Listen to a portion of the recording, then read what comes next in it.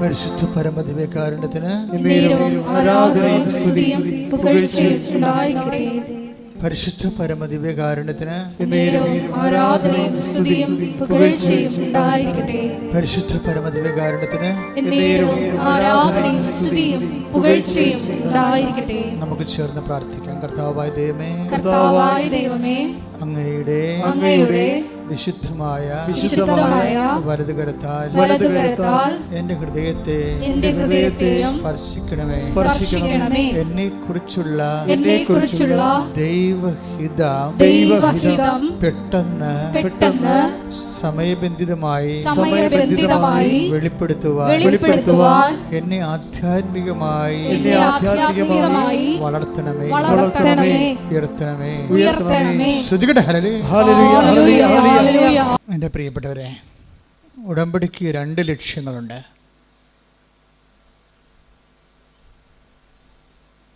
ഒരു മാനുഷികമായ ലക്ഷ്യവും ഒരു ദൈവികമായ ലക്ഷ്യവും.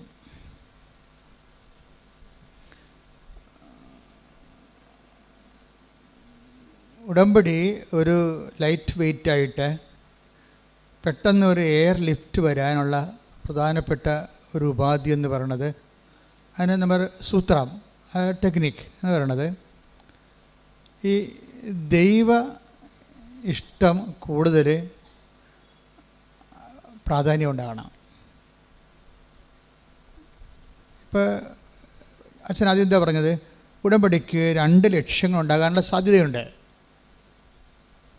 ഒന്ന്, ഒരു മാനുഷിക ലക്ഷ്യം. ഇപ്പം നമ്മുടെ നിയോഗങ്ങളൊക്കെ മാനുഷിക ലക്ഷ്യങ്ങളുണ്ടല്ലോ, അല്ലേ? വീട് അത്യാവശ്യമല്ലേ, അതിന് ഓപ്ഷനില്ലല്ലോ. വിവാഹം അത്യാവശ്യമാണ്, ഓപ്ഷനില്ല, തിരഞ്ഞെടുപ്പില്ല. ജോലി അത്യാവശ്യമാണ്, ഓപ്ഷനില്ല. അപ്പോൾ മറ്റു ഒരു ഉപാധി സമാന്തരമില്ലാത്ത വിഷയമാണ് നമ്മുടെ ഉടമ്പടിയിൽ. അതുപോലെ സമയബന്ധിതമായി നടക്കേണ്ട കാര്യങ്ങളാണ്. മറ്റു ഉപാധികളില്ല, മറ്റൊരു ഓപ്ഷനില്ല, മറ്റൊരു ചാൻസ് ഇല്ല, തിരഞ്ഞെടുപ്പില്ല. പക്ഷേ സമയവുമില്ല.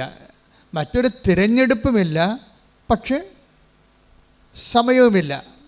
ഇപ്പം ജപ്റ്റിയൊക്കെ എന്ന് പറയുമ്പോൾ സമയബന്ധിതമാണല്ലോ. വിസയും അക്കാഡമിക് കോഴ്സുകളും എല്ലാം സമയബന്ധിതമാണ്. നമുക്ക് സമയം മുമ്പില്ല വേറെ. അപ്പം അങ്ങനെയുള്ള വിഷയങ്ങളാണ് ഉടമ്പടിയുടെ പരിധി വരുന്നത്. അതാണ് എൻ്റെ മാനുഷികമായ ലക്ഷ്യം എന്ന് പറയണത്.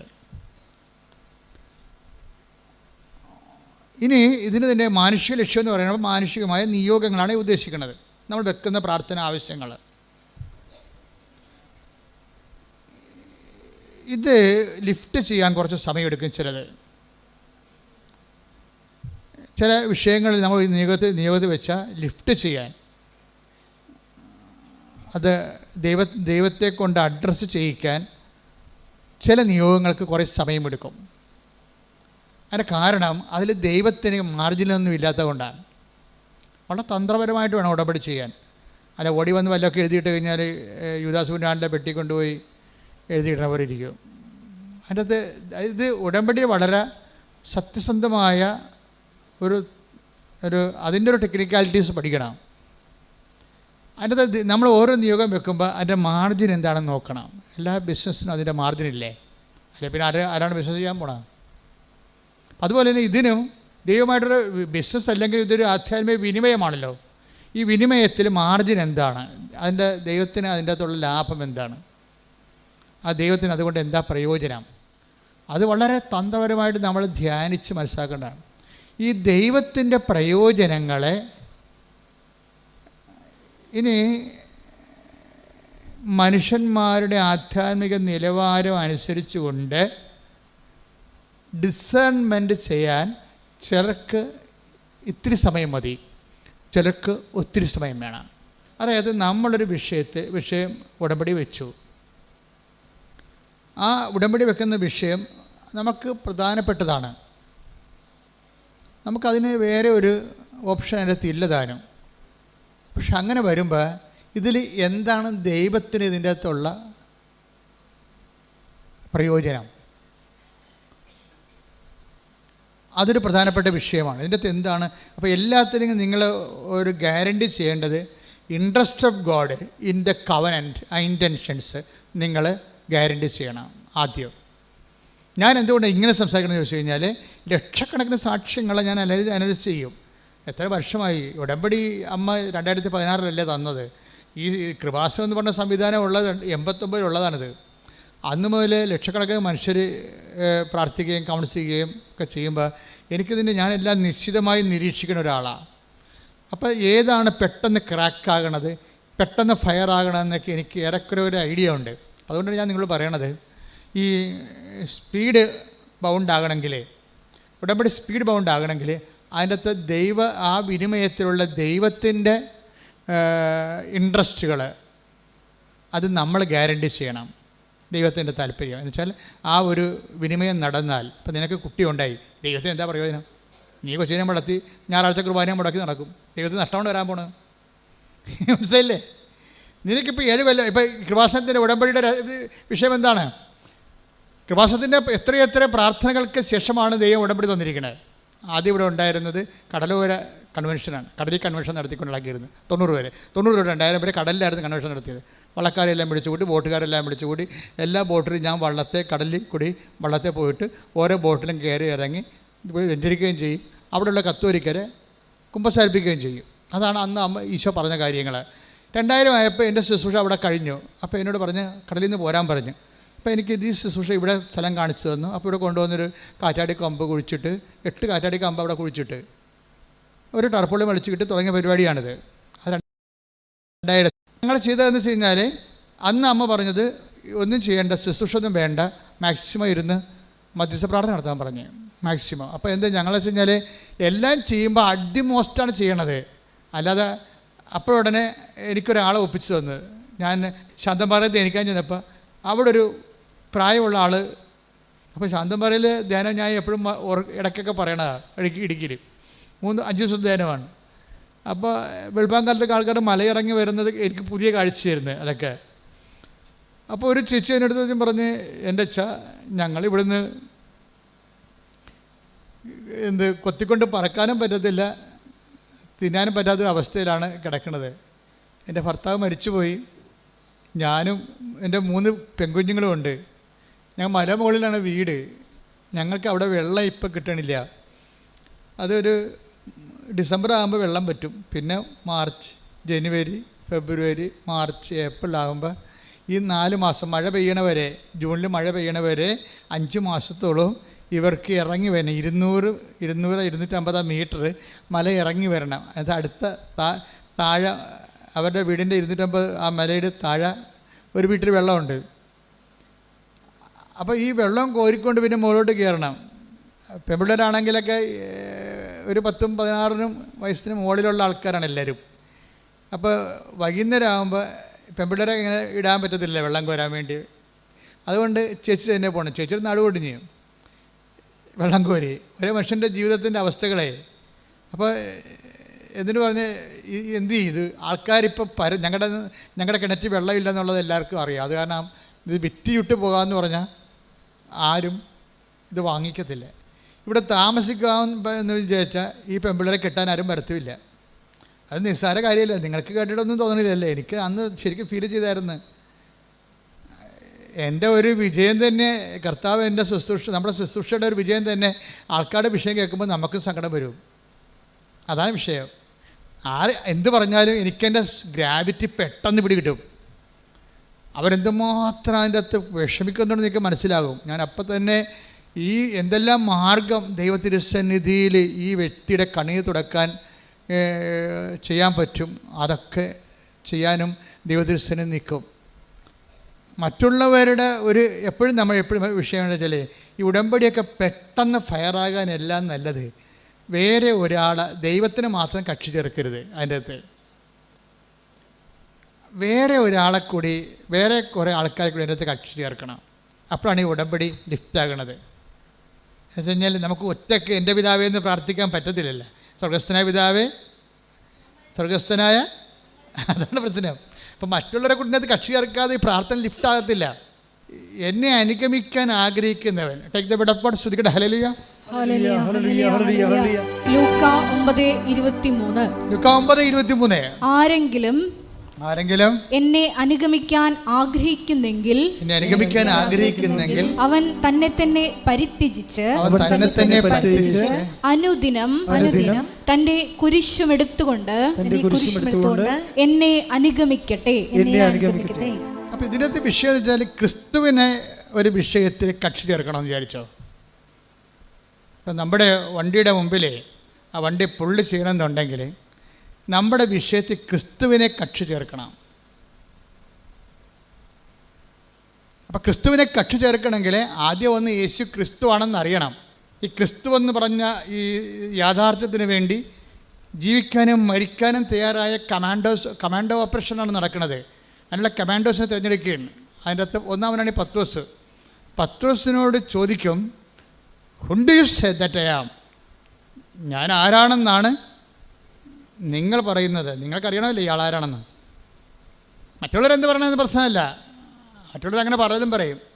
ക്രിസ്തു റെവല്യൂഷണറിയാണ്, മതാചാര്യനാണ്, അങ്ങനെ എന്തും വേണമെങ്കിലും പറയാം. സാമൂഹ്യ പ്രവർത്തകനാണ്, അധ്യാപകനാണ്, ഗുരുവാണ്, ആനകൂന എന്നൊക്കെ പറയാം. ഒരു കഥയുമില്ല. ബേസിക്കായിട്ട് വാട്ട് ഈസ് ക്രിസ്തു? Whom do you say that I am? മറ്റുള്ളവർ പുസ്തകം വായിച്ചവരും കേട്ട് പറഞ്ഞവരും അല്ല, എൻ്റെ കൂടെ നടന്നിട്ടുള്ളവർ നിങ്ങൾ എന്താ പറയണത്? അതാണ് ഫോളോ മീ എന്ന് പറയണത്.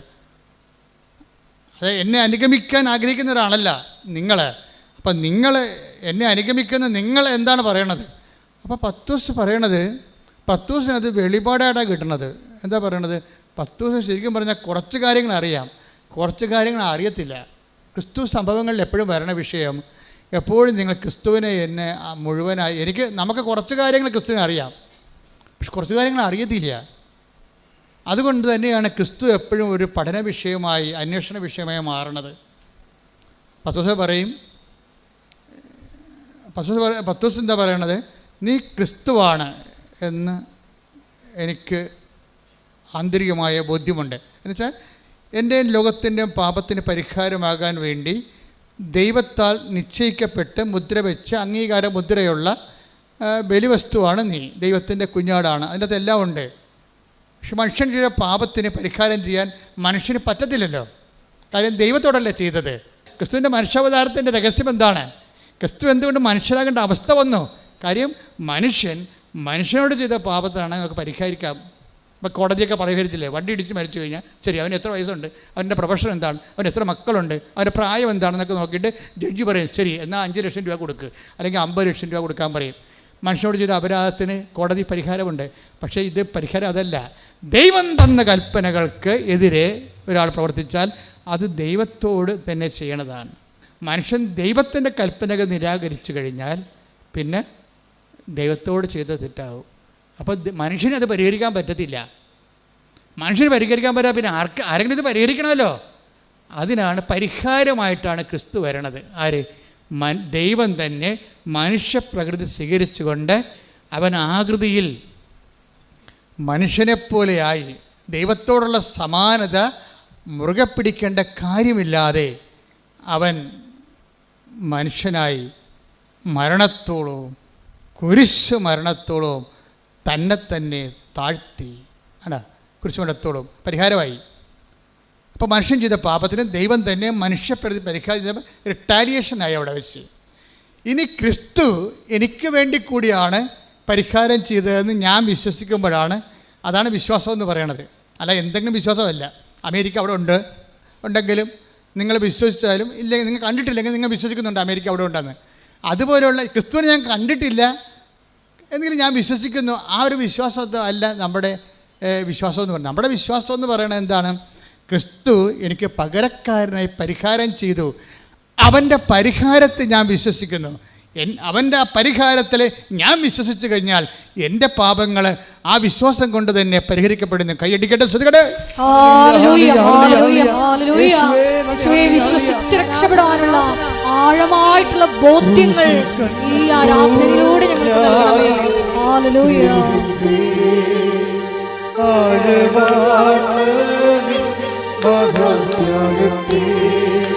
ക്രൂശിൽ കണ്ടു ഞാൻ സ്നേഹത്തെ, ആഴമാർന്ന മഹാത്യാഗത്തെ, പകരം എന്തോ നൽകും ഞാൻ ഹൃദയം പൂർണ്ണമായി നൽകുന്നു നാഥന്. പകരം എന്തു നൽകും ഞാനിനി? ഹൃദയം പൂർണ്ണമായി നൽകുന്നു നാഥന്. എൻ്റെ മക്കളെ കൈ രണ്ടും നെഞ്ചത്ത് വെച്ച് കണ്ണടച്ച് ദൈവസ്നേഹത്തോടെ പ്രാർത്ഥിച്ച അച്ഛനോട് ചേർന്ന് കർത്താവേ, ക്രിസ്തു എന്ന മഹാരഹസ്യം അഭിഷേകമായി മനസ്സിലാക്കുവാൻ എൻ്റെ ഹൃദയത്തെ എൻ്റെ അധരങ്ങളെ അങ്ങയുടെ വിശുദ്ധ രക്തത്താൽ കഴുകണമേ. ആത്മാവേ അങ്ങയുടെ ഉത്ഥാനത്തിന്റെ ഫലമായ ആത്മാവേ നിറയണമേ, വീണ്ടും നിറയണമേ, എന്നിൽ നിറയണമേ. വിശ്വാസത്തിന്റെ മഹാരഹസ്യങ്ങളെ എനിക്ക് മനസ്സിലാക്കി തരണമേ. ക്രിസ്തുവിനെ സ്വീകരിക്കാൻ, ക്രിസ്തുവിന് വേണ്ടി ജീവിക്കാൻ, ക്രിസ്തുവിന്റെ നാമത്തെ പ്രഖ്യാപിക്കാൻ എന്നെ അഭിഷേകം ലോകത്തിന്റെ അതിർത്തികൾ വരെ നിന്റെ നാമത്തിന് സാക്ഷ്യം വഹിക്കുവാൻ ഞങ്ങളെ തിരഞ്ഞെടുത്ത് അഭിഷേകം ചെയ്യണമേ. മത്തായിയുടെ സുവിശേഷം 16:24. ആരെങ്കിലും എന്നെ അനുഗമിക്കാൻ ആഗ്രഹിക്കുന്നെങ്കിൽ അവൻ തന്നെ തന്നെ പരിത്യജിച്ച് തന്റെ കുരിശുമെടുത്ത് എന്നെ അനുഗമിക്കട്ടെ. ഇത് വളരെ ഹൃദ്യമായ ഒരു സമവാക്യമാണ്. ക്രിസ്തുവാണ് നീ എന്ന് പത്രോസ് പറഞ്ഞു. എന്ന് വെച്ച് കഴിഞ്ഞാൽ ലോകത്തിന് എക്കാലത്തെയുമുള്ള നിത്യതയുടെ പരിഹാരം, നിത്യത ലഭിക്കുന്നതിനുള്ള ഏക പരിഹാരമാണ് നീ. നിൻ്റെ ബലിയിലാണ് അപ്പൻ പ്രസാദിക്കാൻ പോകുന്നത്. നീ എനിക്ക് വേണ്ടി കൂടിയാണ് മരിച്ചുയർത്തെഴുന്നേറ്റതെന്ന് ഞാൻ വിശ്വസിക്കുമ്പോഴാണ് നിന്നെ എനിക്ക് ലഭിച്ചിട്ട് ഞാൻ നിൻ്റെ കൂടെ നിത്യത കരയേറ്റുന്നത് എന്നുള്ള ക്രിസ്തു രഹസ്യത്തിലേക്കുള്ള യാത്രയിൽ സംഭവിക്കേണ്ട ചില സ്വകാര്യമായ ലളിതമായ കാര്യങ്ങളുണ്ട്. അതിലെന്താണ്? ക്രിസ്തുവിനെ സ്വീകരിക്കാൻ പത്രോസാണ് പറയണത്, നീ ക്രിസ്തുവാണെന്ന് പറയണത്. വെച്ച് കഴിഞ്ഞാൽ അഭിഷിക്തൻ, അംഗീകരിക്കപ്പെട്ടവൻ, നിൻ്റെ ബലിയിൽ മാത്രം ദൈവം പ്രസാദിക്കുന്നവൻ. വേറെ എന്ത് പ്രസാദിപ്പിച്ചാലും കാര്യമില്ല. വേറെ നീ പാപപരിഹാരത്തിന് വേണ്ടി എന്ത് തലകുത്തി പറഞ്ഞിട്ടൊരു കഥയില്ലെന്നാണ്. ക്രിസ്തുവിൻ്റെ പരിഹാരത്തോടു കൂടി ബാക്കി മാനവരാശിയുടെ സാംസ്കാരികമായി കണ്ടെത്തിയിട്ടുള്ള മുഴുവൻ പരിഹാരങ്ങളെയും നള്ളിഫൈ ചെയ്യുകയാണ്. മനുഷ്യൻ പരിഹാരത്തിന് എന്തെല്ലാം ചെയ്യുന്നുണ്ട്. ക്രിസ്തു നിനക്ക് വേണ്ടി മരിച്ചു പാപത്തിൻ്റെ പരിഹാരമായി എന്ന് നീ വിശ്വസിക്കുമ്പോൾ ക്രിസ്തു നേടിയെടുത്ത പരിഹാരം നിനക്ക് അവകാശമാക്കണമെങ്കിൽ നിൻ്റെ വിശ്വാസത്തിലൂടെയാണത്. അപ്പം നീ എന്തിലാണ് വിശ്വസിക്കണത്? ക്രിസ്തു എന്ന വ്യക്തിയിൽ വിശ്വസിക്കുന്നതിനേക്കാൾ ഉപരി ക്രിസ്തു നിനക്ക് വേണ്ടി പാപപരിഹാരം മരിച്ചുവെന്ന് നീ വിശ്വസിക്കണം. കർത്താവായ ദൈവമേ, എന്റെ പാപപരിഹാരമായി എനിക്ക് പകരക്കാരനായി നീ മരിച്ചുവെന്ന് നിന്റെ മരണത്തില് ദൈവപിതാവ് പ്രസാദിച്ചുകൊണ്ട് എന്നെ ഉയർത്തെഴുന്നേൽപ്പിച്ചുവെന്ന് ഞാൻ വിശ്വസിക്കുന്നു. നിന്റെ മരണത്തെ പ്രഖ്യാപിക്കുന്നു, നിന്റെ ഉയർപ്പിൽ വിശ്വസിക്കുന്നു, വരവ് കാത്തിരിക്കുന്നു. വിശ്വാസത്തിന്റെ ഈ മഹാരഹസ്യങ്ങളെ അടയാളങ്ങളിലൂടെ ആഘോഷിക്കുവാൻ അഭിഷേകം നൽകണം.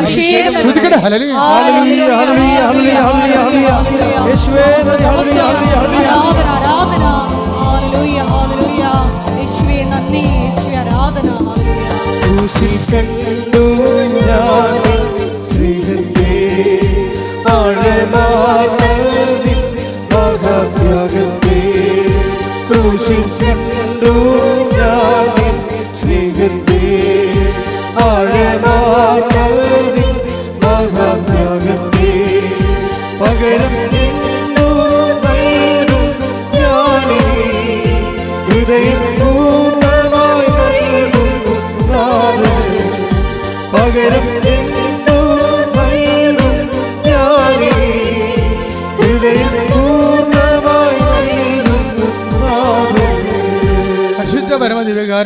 എന്നേരവും ആരാധനയും സ്തുതിയും പുകഴ്ചയും ഉണ്ടായിരിക്കട്ടെ.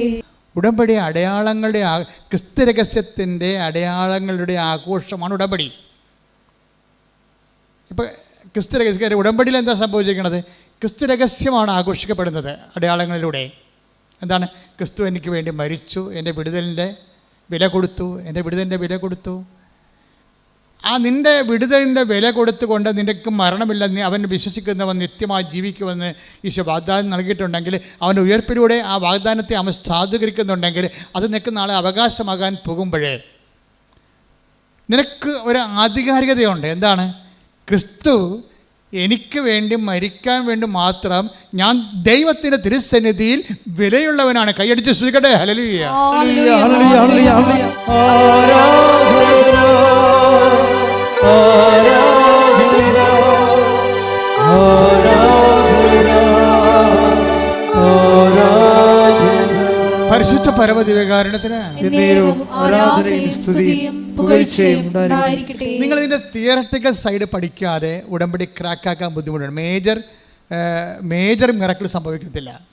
സാധാരണ ലൈറ്റ് മിറക്കിളൊക്കെ സംഭവിക്കും. അവൻ്റെ തിയറി പഠിക്കണം. ഇപ്പം ഡ്രൈവർമാരെ നമ്മൾ എടുക്കത്തില്ലേ? ഡ്രൈവർമാരെടുക്കുമ്പോൾ എന്ത് പറയും? നിങ്ങൾ മെക്കാനിസ്റ്റ് ആണെന്ന് ചോദിക്കും ആദ്യം. അയ്യോ മെക്കാനിസ്റ്റ് അല്ല. അപ്പോൾ എൻ്റെ കൂടെ വണ്ടി ഞാൻ വഴി കിടക്കേണ്ടി വരില്ല, നിൻ്റെ കൂടെ നിന്നെ വീട്ടിൽ പോയിക്കോളാൻ പറയും ഇല്ലേ? ഡ്രൈവർമാരെ നമ്മുടെ ഏത് കമ്പനിക്കാരും ഡ്രൈവർ എടുക്കുമ്പോൾ എന്ത് ചോദിക്കും? നിങ്ങൾ മെക്കാനിസ്റ്റ് ആണെന്ന് ചോദിക്കും. കാരണം ഡ്രൈവർ കം മെക്കാനിസ്റ്റിനാണ് നമുക്കൊരു കോൺഫിഡൻസ് ഉള്ളത്. ഉടമ്പടി പഠിക്കുമ്പോൾ അതിൻ്റെ ഡ്രൈവറായാൽ മാത്രം പോരാ, അത് ചെയ്ത് അനുഷ്ഠിച്ച് ഓരോ കാര്യം അച്ഛപ്പെടുന്ന് പറഞ്ഞു വിടും, ഓരോ കാര്യം നിങ്ങൾ ചെയ്യും. നിങ്ങൾ ഡ്രൈവറാണ് അതിൻ്റെ, പക്ഷേ മെക്കാനിസ്റ്റ് അല്ല. ഉടമ്പടി എങ്ങനെ ക്രാക്ക് ആക്കണം എന്നുള്ളതിൻ്റെ അതിൻ്റെ സൈദ്ധാന്തിക ലെവൽ അറിയണം. അതെന്താണ്? ക്രിസ്തു രഹസ്യങ്ങളുടെ ആഘോഷമാണ്. ക്രിസ്തു രഹസ്യം എന്ന് പറയുന്നത് എന്താണ്? ക്രിസ്തു എനിക്ക് വേണ്ടി പകരക്കാരനായി മരിച്ചു. പറഞ്ഞേ, ക്രിസ്തു എനിക്ക് വേണ്ടി പകരക്കാരനായി മരിച്ചു. എനിക്ക് ലഭിക്കുന്ന ഓരോ കുരിശിലും അവന്റെ നാമത്തോട് ഞാൻ ഐക്യദാർഢ്യം പ്രഖ്യാപിച്ചുകൊണ്ട് അവന്റെ മരണത്തെ ഞാൻ പ്രഖ്യാപിക്കുന്നു. എനിക്ക് ലഭിക്കുന്ന അനുദിന സങ്കടങ്ങളിലൂടെ അവന്റെ മരണത്തെ പ്രഖ്യാപിക്കുമ്പോൾ അങ്ങനെ മരണത്തെ പ്രഖ്യാപിക്കുന്നവർക്ക് അവനോടുകൂടി മരിക്കുന്നവർക്ക് അവന്റെ മരണം വാഗ്ദാനം ചെയ്യുന്ന അവനോടുകൂടിയുള്ള നിത്യജീവിതത്തെ ഞാൻ പ്രഖ്യാപിക്കുന്നു, പ്രത്യാശിക്കുന്നു. ശ്രുതികട ഹല്ലേലൂയ, ഹല്ലേലൂയ, ഹല്ലേലൂയ, ഹല്ലേലൂയ, ഹല്ലേലൂയ. യേശുവേ നന്ദി. ഹല്ലേലൂയ, ഹല്ലേലൂയ, ഹല്ലേലൂയ. നീ എനിക്ക് വേണ്ടി മരിക്കും, നീ എനിക്ക് വേണ്ടി ഉയർത്തി നിൽക്കും, നീ എനിക്ക് വേണ്ടി പാപപരിഹാരമാകും. കാര്യം നീ ക്രിസ്തുവാണ്. ഈ ക്രിസ്തു രഹസ്യത്തെ പ്രഖ്യാപിക്കുമ്പോൾ അത് പകുതിയോളം വെളിപാടാണ് പത്രോസിന്. അപ്പോൾ ഈശോ പറഞ്ഞുകൊണ്ട് ശമയോൻ ബാർ ജോൻ flesh and blood that reveals it is my father in heaven എന്ന് ഈശോ പറയുന്നുണ്ട്. എന്താ പറയുന്നത്? ഈ ഇത്രയും നീ ക്രിസ്തുവാണെന്ന് പറഞ്ഞ അത്രയും കാര്യങ്ങളില്ലേ, അത് നീ പഠിച്ചതല്ല, നിന്നെ പഠിപ്പിച്ചതാണ്. നീ അത് പഠിച്ചതല്ല, അത് നീ പഠിപ്പിച്ചതാണ്. ആരാണ്? എൻ്റെ സ്വർഗസ്ഥനായ പിതാവ്. ദൈവവേദനേ, നിന്നെ ക്രിസ്തുവിനെ പഠിക്കണമെന്നുണ്ടെങ്കിൽ നിനക്ക് ദൈവപിതാവിൻ്റെ സഹായം വേണ്ടി വരും. പ്രാർത്ഥിക്കുക, കർത്താവേ അങ്ങേ പിതാവിന്റെ സഹായത്താൽ പത്രോസിനെ പോലെ അങ്ങേ പഠിക്കാനുള്ള വെളിപാടിന്റെ ദൈവസ്നേഹത്താൽ എന്നെ അഭിഷേകം ചെയ്യണമേ. ശ്രദ്ധിക്കട്ടെ.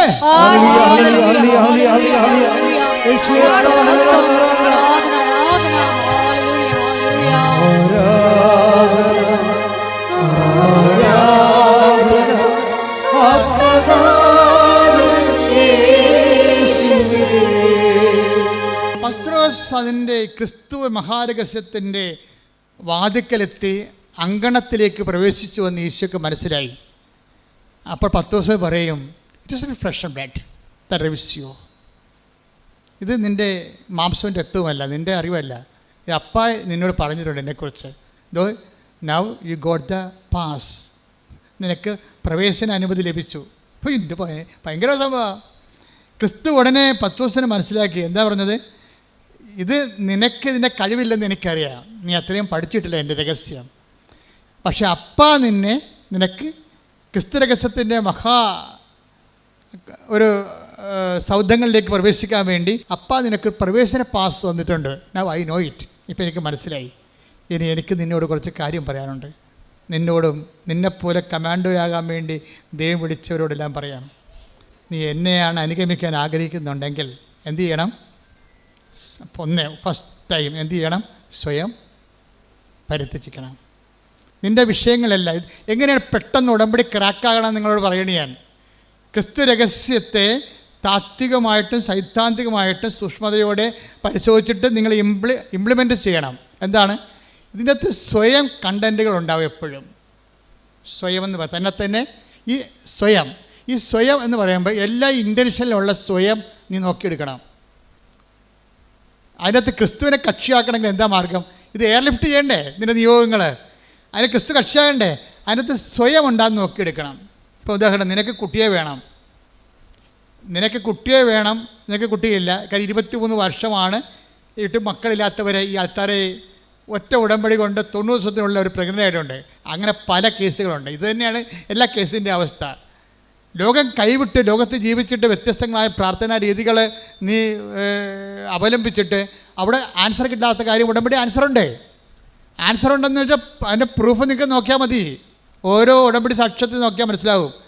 അപ്പോൾ ഇതൊരു ലാസ്റ്റ് ഓപ്ഷൻ, ലാസ്റ്റ് അബോർഡാണ്. അവസാന കൂടാരത്തിലേക്ക് ദൈവം നിന്നെ കൊണ്ടുവന്നിരിക്കുകയാണ്. പക്ഷേ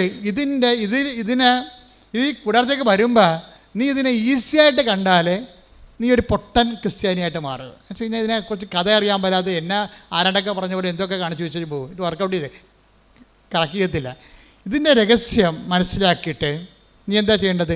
ഈ സ്വയം എന്നുള്ള ക്രിസ്തുവിനെ നീ സ്വീകരിക്കുകയാണ്. നീ ഉടമ്പടിയിൽ എനിക്ക് IELTS പാസ്സാകണം, അല്ലെങ്കിൽ എൻ്റെ ക്യാൻസർ 4ാം സ്റ്റേജ് എൻ്റെ രോഗം സുഖപ്പെടണം. അങ്ങനെ ക്യാൻസർ 4ാം സ്റ്റേജൊക്കെ ഒത്തിരി സൗഖ്യങ്ങൾ ഉടമ്പടിയിലൊക്കെ നമ്മുടെ യൂട്യൂബിൽ കിടപ്പുണ്ട്. ഉടമ്പടിയിലൂടെ ലഭിച്ചത് 75 കൊല്ലമായിട്ട് ഭാഗോടമ്പടി നടക്കാതെയൊക്കെ ഒറ്റ ആഴ്ചക്കൂടെ ഭാഗോടമ്പടി നടക്കും. ഇതൊക്കെ സിമ്പിളാണ് കാര്യം. പക്ഷേ നീ ഇതിനാണ് പ്രാധാന്യം കൊടുക്കണമെങ്കിൽ അതിൻ്റെ അകത്തൊരു സ്വയമുണ്ട്. ഈ സ്വയം അതിൻ്റെ അകത്ത് എപ്പോഴാണ് നീ സ്വയം ഐഡൻറ്റിഫൈ ചെയ്യാൻ പറ്റുന്നില്ലെങ്കിൽ ഉടമ്പടി ലാഗ് ചെയ്യും. സ്വയം എന്ന് പറയുന്നത് എന്താണ്? ഇപ്പം നിനക്ക് കാനഡയിൽ പോകണം. ഞാൻ രാവിലെ പറഞ്ഞില്ലേ എന്തിനാണ് കാനഡയിൽ പോകണമെന്ന് ചോദിച്ചു കഴിഞ്ഞാൽ അവിടെ ചെന്നിട്ട് ജോലി കിട്ടി, അവിടെ കല്യാണം കഴിച്ചിട്ട് അവിടെ തൻ്റെ കുഞ്ഞിന് അവിടെ ജന്മം കൊടുക്കണം. എന്തിനാണ് ജന്മം കൊടുക്കണം? എന്നാൽ മാത്രമേ അവിടെ നമുക്ക് പൗരത്വം കിട്ടത്തുള്ളൂ. അതാണ് അതിനകത്തുള്ള സ്വയം എന്ന് പറയുന്ന സാധനം. സ്വയം അതാണ്. സ്വയം അത് ദൈവഹിതത്തിന് വിടണം. മനസ്സിലായില്ലേ? അവിടെ കയറി പിടിച്ചു കഴിഞ്ഞാൽ പക്ഷേ എന്നിട്ട് നീ എന്ത് ചെയ്യണം? കുരിശെടുക്കണം. സ്വയം പരിചയിച്ചിട്ട് എന്ത് ചെയ്യണം? സ്വയം പരിചയിച്ചുകൊണ്ട് മാത്രമല്ല അവിടെ ദൈവഹിതത്തിന് അത് എന്ത് സംഭവിക്കട്ടെ, അത് കോംപ്രമൈസ്, അത് നീ ദൈവം എന്ത് തീരുമാനിക്കുന്നു അവിടെ ഒരു കോംപ്രമൈസ് ചെയ്യാൻ തയ്യാറാണെന്ന് ആദ്യമേ കൈപൊക്കി പറഞ്ഞേക്കണം. കർത്താവേ, ഇതാണ് എൻ്റെ സ്വയം, പക്ഷേ ഇതേ സമയത്ത് അറ്റ് എനി കോസ്റ്റ് പരിത്യജിക്കാൻ ഞാൻ തയ്യാറാണ് എന്ന് പറഞ്ഞ്, കർത്താവേ എൻ്റെ നിയോഗത്തിൽ എഴുതിയിരിക്കുന്നതാണ് എൻ്റെ സ്വയം. അത് നിന്നെ സ്വീകരിക്കാൻ വേണ്ടി ഏത് ഒത്തുതീർപ്പിനും ഞാൻ തയ്യാറാണ്. അപ്പൊ ഈ സ്വയം ക്രിസ്തുവിനെ സ്വീകരിക്കാൻ വേണ്ടി കുപ്പയായിട്ട് കരുതാൻ നമുക്ക് കഴിഞ്ഞാൽ ഇത് പെട്ടെന്ന് ലിഫ്റ്റാവും. എന്ന് വെച്ച് കഴിഞ്ഞാൽ പിന്നെ എന്ത് ചെയ്യണം? അതിൻ്റെ അകത്തൊരു ക്രോസ് കണ്ടൻറ്റ് നിങ്ങൾ ആഡ് ചെയ്യണം. ക്രോസ് കണ്ടൻറ്റ് എന്ന് പറയുന്നത് എന്താണ്? എന്നെ അനുഗമിക്കാൻ ആഗ്രഹിക്കുന്നവൻ സ്വയം പരിത്യജിക്കുക. പിന്നെ എന്താണ്? കുരിശം എടുത്തുകൊണ്ട് കൂടെ വരിക. അപ്പോഴാണ് ഈ ക്രിസ്തു എന്ന് പത്രോസ് പറഞ്ഞ സംഭവം ഇവനെ അവകാശം ഓഹരിമാക്കാനുള്ള സൊല്യൂഷൻസിൻ്റെ ഇക്വേഷൻസ് പറയുകയാണ് ഈശോ. എന്താണ്? അതിനൊന്ന് ക്രിസ്തുവിനെ സ്വീകരിക്കാൻ എന്ത് ചെയ്യണം? സ്വയം എന്നുള്ള സംഭവം എല്ലാത്തിൻ്റെ അകത്ത് സ്വയം ഉണ്ടാകും. ഇപ്പോൾ നിനക്കൊരു കുഞ്ഞിനെ വേണം, ദാറ്റ്സ് ഓക്കെ, ന്യായമായ ആവശ്യമാണ്. കുഞ്ഞിനെ കിട്ടുമ്പോൾ അതിൻ്റെ അകത്തൊരു സ്വയമുണ്ട്. എന്താ കാര്യം? ഇനി കുഞ്ഞിനെ സംബന്ധിച്ചിടത്തോളം കുഞ്ഞിനെ കിട്ടിയാൽ ചിലപ്പോൾ ചില പെണ്ണുങ്ങൾക്ക് ക്രിസ്തുവിനെ ഇതുവരെയുള്ള ക്രിസ്തുവിനെ നഷ്ടപ്പെടാൻ സാധ്യതയുണ്ട്. അങ്ങനെ സംഭവിക്കും. അതാണ് ഞാൻ എപ്പോഴും പറയുന്ന എൻ്റെ ഒരു അനുഭവമുണ്ട്. ഞാൻ ഇടവക ഒന്നും പറയണില്ല. ഞാൻ ഇടവക ഇരിക്കുമ്പോൾ എപ്പോഴും ഒരു ചെടുത്തി വരുമായിരുന്നു 2 പെൺകുഞ്ഞുങ്ങളുമായിട്ട്. പെൺകുഞ്ഞുങ്ങളൊന്നും അല്ല, അതിങ്ങനെ വലിയ പിള്ളേരാണ്, 10-20 വയസ്സുള്ളതാണ്. ഇതുങ്ങളായിട്ട് എപ്പോഴും വരും ചെടുത്തി. അപ്പോൾ ചേടത്തിയിടക്ക് ഒരു ആന്തരികമായ ദുഃഖമുണ്ട്. അപ്പോൾ അത് എൻ്റെ മനസ്സിൽ പലപ്പോഴും ഫീൽ ചെയ്തിട്ടുണ്ട്. ഇവരുടെ സംസാരം സ്കാൻ ചെയ്യുമ്പോൾ എപ്പോഴും ഇവരുടെ ആന്തരികമായ ദുഃഖം എനിക്ക് മനസ്സിലായിട്ടുണ്ട്. കാര്യം വെച്ചാൽ ഈ പെൺപിള്ളേരൊക്കെ 2 പേരും കല്യാണം കഴിപ്പിച്ച് വിടും. പിന്നെ തനിക്ക് ഒരു കൊച്ചില്ലല്ലോ എന്നുള്ള ഒരു ദുഃഖം ഇവർക്കുണ്ട്. അത് ഭയങ്കര ദുഃഖമാണത് ശരിക്കും പറഞ്ഞാൽ. ചിലർക്ക് ദുഃഖമില്ല. കാര്യം കുടുംബങ്ങളൊക്കെ ഇപ്പോൾ നടത്തിക്കൊണ്ട് പോകുന്നത് പെൺപിള്ളേരല്ലേ പലതും. അപ്പോൾ ചിലർക്ക് അത് ഭയങ്കര പെമ്പിളില്ലാത്തതായിരിക്കും ദുഃഖം, ചിലർക്ക് ആമ്പിളർ ഇല്ലാത്തവർക്കും ദുഃഖം. അത് അവരെ ആശ്രയിക്കുന്ന വിഷയമാണ്. രണ്ടും ശരിയാണോ തന്നെ തെറ്റാണോ ചോദിച്ചു കഴിഞ്ഞാൽ അത് ഡിഫേഴ്സ്, ഓരോരുത്തരെ ആശ്രയിച്ചിരിക്കുക. അപ്പോൾ ഈ ചേച്ചിയെ സംബന്ധിച്ചിടത്തോളം രണ്ട് നല്ല ഇടിവെട്ട് പെമ്പിള്ളേരുണ്ട്, അവർ ആമ്പിളരേക്കാൾ അടിപൊളി പിള്ളേരാണ്. എന്ത് കാര്യം ചെയ്യാനും ഏത് വണ്ടിക്ക് പോകാനും എന്ത് കാര്യം സഹായിക്കാൻ ചെയ്യാം. പക്ഷേ ഷീസ് നോട്ട് സാറ്റിസ്ഫൈഡ്.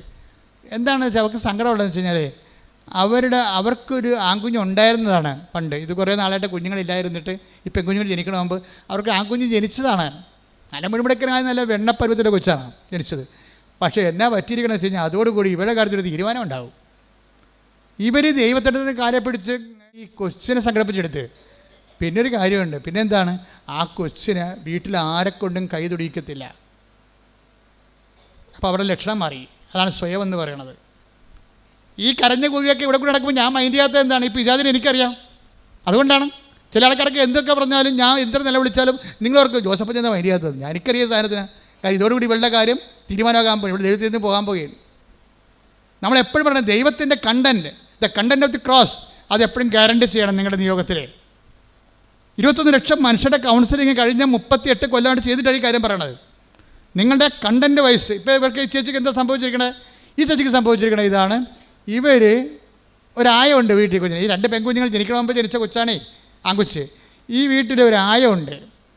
ആയ കുഞ്ഞു ഉറങ്ങി വരുമ്പോൾ ഇവർ ആദ്യത്തെ കുർബാന, ഈ ചേച്ചി ആദ്യത്തെ കുർബാനയ്ക്ക് വരും. ആദ്യത്തെ കുർബാനയ്ക്ക് വന്നിട്ട് ഇതാ ദൈവത്തിൻ്റെ കുഞ്ഞാടെന്ന് പറഞ്ഞ് അച്ഛൻ കുർബാന ഉയർത്തുമ്പോൾ തന്നെ ഇവർ മാഞ്ഞു പോകും. പള്ളിയിൽ നിന്ന് മായാവി പോണ പോലെ ചെടുത്ത് മാഞ്ഞു പോകും. എന്താ കാര്യം എന്നറിയാമോ, അവർക്ക് കൊച്ചുണരണ സമയം അറിയാം, കൊച്ചുണരണ സമയം അറിയാം. എന്താണ് കാര്യം, ഇതാണ് ടൈം. ഒരു 7:15 പരുവത്തിലുള്ള ടൈമിനാണ് കൊച്ചു ഉണരണത്. ആ ഉണരുമ്പോൾ ആ പണ്ടാരം ആ കുഞ്ഞിനെ നോക്കാൻ നിർത്തിക്കണം, അവളെ കയറി അവരെ കൊച്ചിനെ എടുക്കും. വാവോ വാവോ എന്നൊക്കെ പറഞ്ഞുകൊണ്ട് നിലവിളിക്കുമ്പോൾ ആ കുഞ്ഞ് വിചാരിക്കും ഇവളാണ് അമ്മയെന്ന്. അപ്പോൾ താൻ ഔട്ടാകാതിരിക്കാൻ വേണ്ടി കുഞ്ഞ് ഉടണ മുമ്പ് കർത്താവ് വിട്ടേച്ച് ഇവൾ 4 കാലം വീണ് വീട്ടിൽ പോയി കുഞ്ഞിനെ എടുക്കും. കുഞ്ഞിനെ എടുക്കണ മുമ്പ് ഇവളെ കുഞ്ഞിനെ എടുക്കും. എത്ര കൊല്ലമായി, ഒരു 3/4 കൊല്ലത്തോളം ഇതന്നെ കലാപരിപാടി.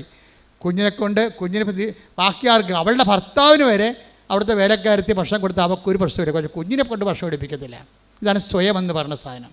റീഡിയ അറ്റാച്ച്മെൻറ്റ് എന്ന് പറഞ്ഞ സംബന്ധം നിസ്സാരമില്ലേ. അത് ആരുടെ, വീട്ടുകാരുടെ ആയാലും ശരി, അമ്മയുടെ ആയാലും ശരി, അപ്പനോട് ആയാലും ശരി, അതായത് ക്രിസ്തുവിനെ നിർത്തിക്കൊണ്ട് വേറൊരു അറ്റാച്ച്മെൻറ്റിന് നമ്മൾ തയ്യാറായാൽ പിന്നെ ക്രിസ്തുവിനെ നിങ്ങൾ അവിടെ നോക്കേണ്ട കാര്യമില്ല. അതെപ്പോഴും നമ്മൾ ശ്രദ്ധിച്ചേക്കണം.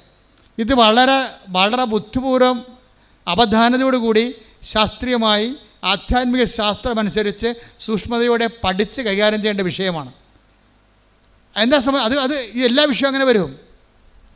ഇപ്പം നിങ്ങൾ കല്യാണം കഴിച്ചു, അപ്പോൾ നിങ്ങൾക്ക് കുഞ്ഞ് ജനിക്കണം, അല്ലെങ്കിൽ ഒരു ഭർത്താവ്, അപ്പോൾ നിങ്ങൾക്ക് ഭർത്താവിനൊക്കെ സങ്കല്പമുണ്ട്, ഭർത്താവിനെ ഞാൻ അങ്ങനെ സ്നേഹിക്കും, ഭർത്താവിനെ ഇങ്ങനെ സ്നേഹിക്കും, ഇങ്ങനെ ഓരോ സങ്കല്പങ്ങൾ ഉണ്ടാക്കി എടുക്കും. നിങ്ങൾക്ക് വീട് വേണം, വീട് വെച്ചതിന് ശേഷം നിങ്ങൾക്ക് അവിടെ ഡ്രോയിങ് റൂം വേണം, വർക്ക് ഏരിയ വേണം, വർക്ക് ഏരിയയിൽ ഒരു കബോർഡ് വേണം, അതിനെല്ലാം നിങ്ങൾക്ക് ഐഡിയ. വീട് വെക്കാൻ നേരത്ത് ദൈവത്തെക്കുറിച്ച് നിങ്ങൾ ചിന്തിക്കുന്നതിനേക്കാൾ കൂടുതലാണ് നിങ്ങളുടെ കിച്ചൻ്റെ വർക്ക് ഏരിയയെക്കുറിച്ച് നിങ്ങൾ ചിന്തിക്കണത്. അത് ദൈവത്തെ അറിയാമല്ലോ, അതല്ലേ പ്രശ്നം. ഒരു വീടില്ലെന്ന് പറയുമ്പോൾ ആ വീട് വെച്ചിട്ട് സ്വന്തമായൊരു വീട് വെക്കുമ്പോൾ നിങ്ങൾ കല്യാണം ചെന്ന വീട്ടിൽ നിങ്ങളുടെ അലമാരിയിൽ സ്വർണ്ണമോ അതുപോലെ തന്നെ സാരി വെച്ചപ്പോൾ നിങ്ങളുടെ നാത്തൂനോ നിങ്ങളുടെ അമ്മായിയമ്മ വെപ്പിച്ചിട്ടില്ലെങ്കിൽ അതിനൊക്കെ പരിഹാരം ചെയ്യാനൊരു പ്രതികാരം ഉള്ളിൽ കിടപ്പുണ്ട്. അതാണ് സ്വയം. നീ ഒരു വീട് വെക്കുമ്പോൾ എണ്ണി ഇവളൊക്കെ എന്നോട് കാണിച്ചതിന് ഇവിടെ മുമ്പിൽ ഞാൻ സമാധാനം ചെയ്യും. അതാണ് സ്വയം, ഈ വീടിൻ്റെ സംഭവം. ഒരു വീട് ചെയ്യുമ്പോൾ നിൻ്റെ ഉള്ളിൽ ഒരു സ്വയം ഉണ്ടാവും. അത് മിക്കവാറും ദൈവത്തിനെതിരായിരിക്കും. ഇപ്പോൾ ഇവരുടെ സ്വയം എന്താണ്, വെണ്ണക്കുഞ്ഞിനെ അതുപോലെ വളർത്തി അവളുടെ അടിമയായി അവളുടെ സ്വരം കേട്ട് മാത്രം ഉറങ്ങുകയും അവളുടെ സ്വരം കേട്ട് ഉണരുകയും അവളുടെ സ്വരം മാത്രം തിരിച്ചറിയുകയും ചെയ്യുന്ന കുഞ്ഞായിട്ട് തന്നെ മാറ്റുകയാണ്. പാൽ ഈ തള്ള മാത്രമേ കൊടുക്കത്തുള്ളൂ, വേറെ ആരും കുഞ്ഞിനെ കൊണ്ട് പാലെടുപ്പിക്കത്തില്ല. ഇപ്പോൾ എന്നാ പറ്റിയിരിക്കണമെന്ന് നോക്കിയേ, 2.5 കൊല്ലം അത് ജീവിച്ചാ കൊച്ചി. 2.5 കൊല്ലം കഴിഞ്ഞപ്പോൾ വെറുതെ ചത്തുപോയി ആ കൊച്ചി. അതെന്താ വെറുതെ ചത്തുപോകാൻ കാര്യം? ഞാൻ ചോദിച്ചു, എന്തെങ്കിലും വെറുതെ ചത്തുപോയത്? അതെ, കുഞ്ഞിൻ്റെ കരളിൽ പാലിൻ്റെ പാട കെട്ടിയെന്ന്. പാല് മാത്രമേ കൊടുക്കത്തുള്ളൂ, കളർ വെക്കാൻ വേണ്ടി പൊന്ന് വരച്ച് കൊടുക്കും, പാലും കൊടുക്കും, പോരെ പരിപാടി. അപ്പോൾ കളർ വെക്കും, മിനുക്കം ഉണ്ടാകും കൊച്ചിനെ മിനുക്കിയിട്ട് എൻ്റെ കൊച്ചാണെന്ന് പറഞ്ഞ് പള്ളിയിലൊക്കെ കൊണ്ടുനടക്കാനാണേ. അപ്പോൾ എല്ലാവരും പറയാം താടിക്കാൻ നല്ല കുഞ്ഞാണ്, നല്ല തിളക്കമുള്ള കുഞ്ഞാണെന്ന് പറയും. അതിനു വേണ്ടി ഇതാണ് സ്വയം എന്ന് പറയുന്നത്. നമ്മൾ ഓമനത്വത്തോടു കൂടി എന്തിനെ നോക്കിയാലും അത് സ്വയമായി മാറും. ഈ സ്വയം ഏത് സമയത്തും വെച്ചൊഴിയാനും സമർപ്പിക്കാനും നമ്മൾ തയ്യാറാകുകയും അതുകൊണ്ട് മാത്രം ഈ സംഭവം നടക്കത്തില്ല. പിന്നെ എന്താണ്, ഒരു കുരിശ് ഇതിനകത്ത് നമ്മൾ അക്സെപ്റ്റ് ചെയ്യുകയും ചെയ്യണം. നിങ്ങളുടെ എല്ലാ നിയോഗങ്ങളിലും ഒരു കുരിശുണ്ടാകണം. ഇന്നലെ ഇവിടെ ഒരു സാക്ഷി ഒരു മോള് പറഞ്ഞ്, അവളെന്താ പറഞ്ഞെന്നറിയാമോ, എനിക്ക് വലിയ കാശൊന്നുമില്ല, IELTS OIT ഒക്കെ പഠിക്കാനോ ഇനിയും തോറ്റാലൊക്കെ വീണ്ടും എഴുതി കൊടുക്കാനൊക്കെ എൻ്റെ കാശില്ല. അപ്പം ഞാൻ കർത്താവിനൊരു കാര്യം പറഞ്ഞിട്ടുണ്ട്, നീ എന്നെ ഒറ്റ ജയിപ്പിക്കൽ കണ്ട് ജയിപ്പിച്ചതാ, നിന്നോട് ഞാനൊരു കുരിശെടുത്ത കാര്യം പറയാം. എന്താ കുരിശ്? ഈ കാശ് OIT എഴുതാൻ കാശില്ലാത്ത പിള്ളേരെയില്ലേ, അവരെ ഞാൻ തിരക്കി നടന്ന് പിടിപ്പിച്ചിട്ട് അവരെ ഞാൻ പഠിപ്പിച്ചോളാം. അവരെ കാശ് മുടക്കാതെ എന്നെ പഠിപ്പിച്ചിട്ട് ഞാൻ പരീക്ഷ എഴുതിക്കൊള്ളാം. എന്താണ്? ആ ഒരു കുരിശാണ് എടുക്കുന്ന സാധനം. ക്രിസ്തുവിനെ സ്വീകരിക്കുമ്പോൾ വേറെ ഒരു കുരിശ് നമ്മൾ അക്സെപ്റ്റ് ചെയ്യണം. ഇപ്പോൾ ചിലർക്ക് ജെറും പഠിക്കാൻ പറ്റത്തില്ല, ചിലർ ഭയങ്കര കാഴ്ചയായിരിക്കും. അപ്പോൾ ഒരാൾ ചിലർ പറയും, ഞാൻ പഠിപ്പിച്ചാൽ നീ പഠിക്കണ്ട, നീ 5 പൈസ മുടക്കണ്ട, നീ ഞാൻ പറഞ്ഞ പോലെ പഠിച്ചാൽ മതി. അതാണ് അത് കുരിശെടുക്കുക. വെച്ചാൽ മറ്റുള്ളവരുടെ, നമുക്ക് കുരിശെന്ന് പറഞ്ഞാൽ എന്താണ്, നമുക്ക് പ്രത്യേകിച്ച് പ്രോഫിറ്റബിൾ ഒന്നും ഇല്ലാത്ത ഒരു വ്യക്തിയോ ഒരു വിഷയമോ ആണ് കുരിശെന്ന് പറയണത്. എന്താണ് കുരിശെന്ന് പറയണത്? നമുക്ക് നേരിട്ട് ഫലമില്ലാത്ത ഒരു കുരിശ്, ഒരു വ്യക്തിയോ ഒരു വിഷയമോ ആണ് കുരിശെന്ന് പറയണത്. അപ്പം നമ്മൾ ക്രിസ്തുവിനെ എന്താ രഹസ്യത്തിലേക്ക് പ്രവേശിക്കുമ്പോൾ പിന്നെ എന്താണ്, പത്രോസിനോട് പിന്നെ അടുത്ത വേദപാഠം പറഞ്ഞു കൊടുക്കുകയാണ്. അടുത്ത വേദപാഠം, നീ ക്രിസ്തുവാണെന്ന് അതിൻ്റെ പ്രവേശന അനുമതി കിട്ടിക്കഴിഞ്ഞപ്പോൾ പിന്നീട് അവനിപ്പോൾ എൻട്രൻസല്ലേ കിട്ടിയുള്ളൂ. പത്രോസിൻ്റെ എൻട്രൻസ് ടെസ്റ്റായിരുന്നു ഇന്ന് നടന്നത്. പത്രോസ് എൻട്രൻസ് പാസ്സായി. അപ്പോൾ ഈ പറഞ്ഞ് എൻട്രൻസ് പാസ്സായ കാര്യമല്ല, സിലബസ് വരുന്നുണ്ടെന്ന് പറയും. പിന്നെ സിലബസ് പഠിപ്പിക്കാൻ തുടങ്ങി. തുടങ്ങിയപ്പോൾ പുള്ളി പറഞ്ഞു, എനിക്ക് പഠിക്കാൻ പറ്റത്തില്ല, നീ പഠിക്കേണ്ട, ഇത് നമ്മൾ രണ്ടും കൂടി പഠിക്കാതിരുന്നാൽ മതി എന്ന് പറഞ്ഞു. എന്താ, മനുഷ്യപുത്രൻ ശത്രുകരങ്ങൾ ഏൽപ്പിക്കപ്പെടും, അതല്ലേ പറഞ്ഞത് ഇന്ന്. മാറ്റി നിർത്തി, ഇത് നീ ക്രിസ്തുവാണെന്ന് പറഞ്ഞപ്പോൾ തന്നെ എൻട്രൻസ് ഇവൻ പാസ്സായി. പക്ഷേ ഇവന് സിലബസ് പഠിപ്പിക്കാൻ തുടങ്ങിയപ്പോൾ എന്താ സിലബസിലുള്ള എന്താണ്, നമ്മൾ ജെറുസലേമിലേക്ക് പോവുകയാണ്. ഇവിടെ തന്നെ ചുറ്റുവട്ടി കിടക്കുകയല്ല, നമ്മളൊരു യാത്രയിലാണ്, ജീവിതയാത്രയാണ്. ഈ ജീവിതയാത്രയിൽ നമ്മൾ ജെറുസലേമിലേക്ക് പോവുകയാണ്. ജെറുസലേം എന്ന് പറഞ്ഞാൽ എന്താണ്, നിത്യതയിലേക്ക് നമ്മൾ പോവുകയാണ്. നമ്മൾ നിത്യതയിലേക്ക് പോകുമ്പോൾ കുറച്ച് കാര്യങ്ങളൊക്കെ നമ്മൾ ശ്രദ്ധിക്കണം. നിത്യതയിലേക്കുള്ള വഴി പിന്നെ തുറന്നു പറയുകയാണ്. എൻട്രൻസ് പാസ്സായി കഴിഞ്ഞപ്പോൾ നിത്യതയിലേക്കുള്ള സിലബസ് വെക്കും ഈശോ. അതെന്താ സിലബസ്? എന്താ? എന്നെ അനുഗമിക്കാൻ ആഗ്രഹിക്കുന്നവൻ, നിത്യതയെ, ഈശോയുടെ ലക്ഷ്യം നിത്യതയല്ലേ. അപ്പം അനുഗമിക്കുക എന്ന് വെച്ച് കഴിഞ്ഞാൽ ആലപ്പുഴ വരെ പോകുകയല്ലല്ലോ. അപ്പോൾ നിങ്ങളുടെ ഈ IELTS വരെയാണ് കാനഡയിൽ എത്തണ വരെ യേശുവിനെ അനുഗമിക്കാനാണെങ്കിൽ പണി കിട്ടാൻ സാധ്യതയുണ്ട്, സ്ലോ ആവും സാധനം. നിങ്ങളുടെ വസ്തു വിൽപ്പന മാത്രമാണ് നിങ്ങളുടെ ഉദ്ദേശം എന്നുണ്ടെങ്കിൽ ഇത് സ്ലോ ആകും. കാര്യം ദൈവത്തിൻ്റെ മാർജിൻ അവിടെ ഇല്ല. അതുകൊണ്ട് നിത്യത എന്നുള്ള വിഷയമാണ് ആദ്യമേ തന്നെ നിയോഗത്തിൽ വെക്കേണ്ടത്. പ്രാർത്ഥിക്കുക, കർത്താവായ ദൈവമേ, എന്റെ നിയോഗങ്ങളിൽ നിന്റെ പീഡാനുഭവത്തിലൂടെ മരണത്തിലൂടെ അപ്പായെ പ്രസാദിപ്പിക്കുവാൻ നീ എടുത്ത മാർഗങ്ങളിലൂടെ നിന്റെ മരണത്തിലൂടെ നീ നേടിയ നിത്യജീവനെ അവകാശമാക്കാൻ, അതെന്റെ നിയോഗമാക്കാൻ എന്നെയും അഭിഷേകം ചെയ്യണം. എന്നെ അഭിഷേകം ചെയ്യണമേ. ശ്രദ്ധിക്കട്ടെ, ഹല്ലേലൂയ.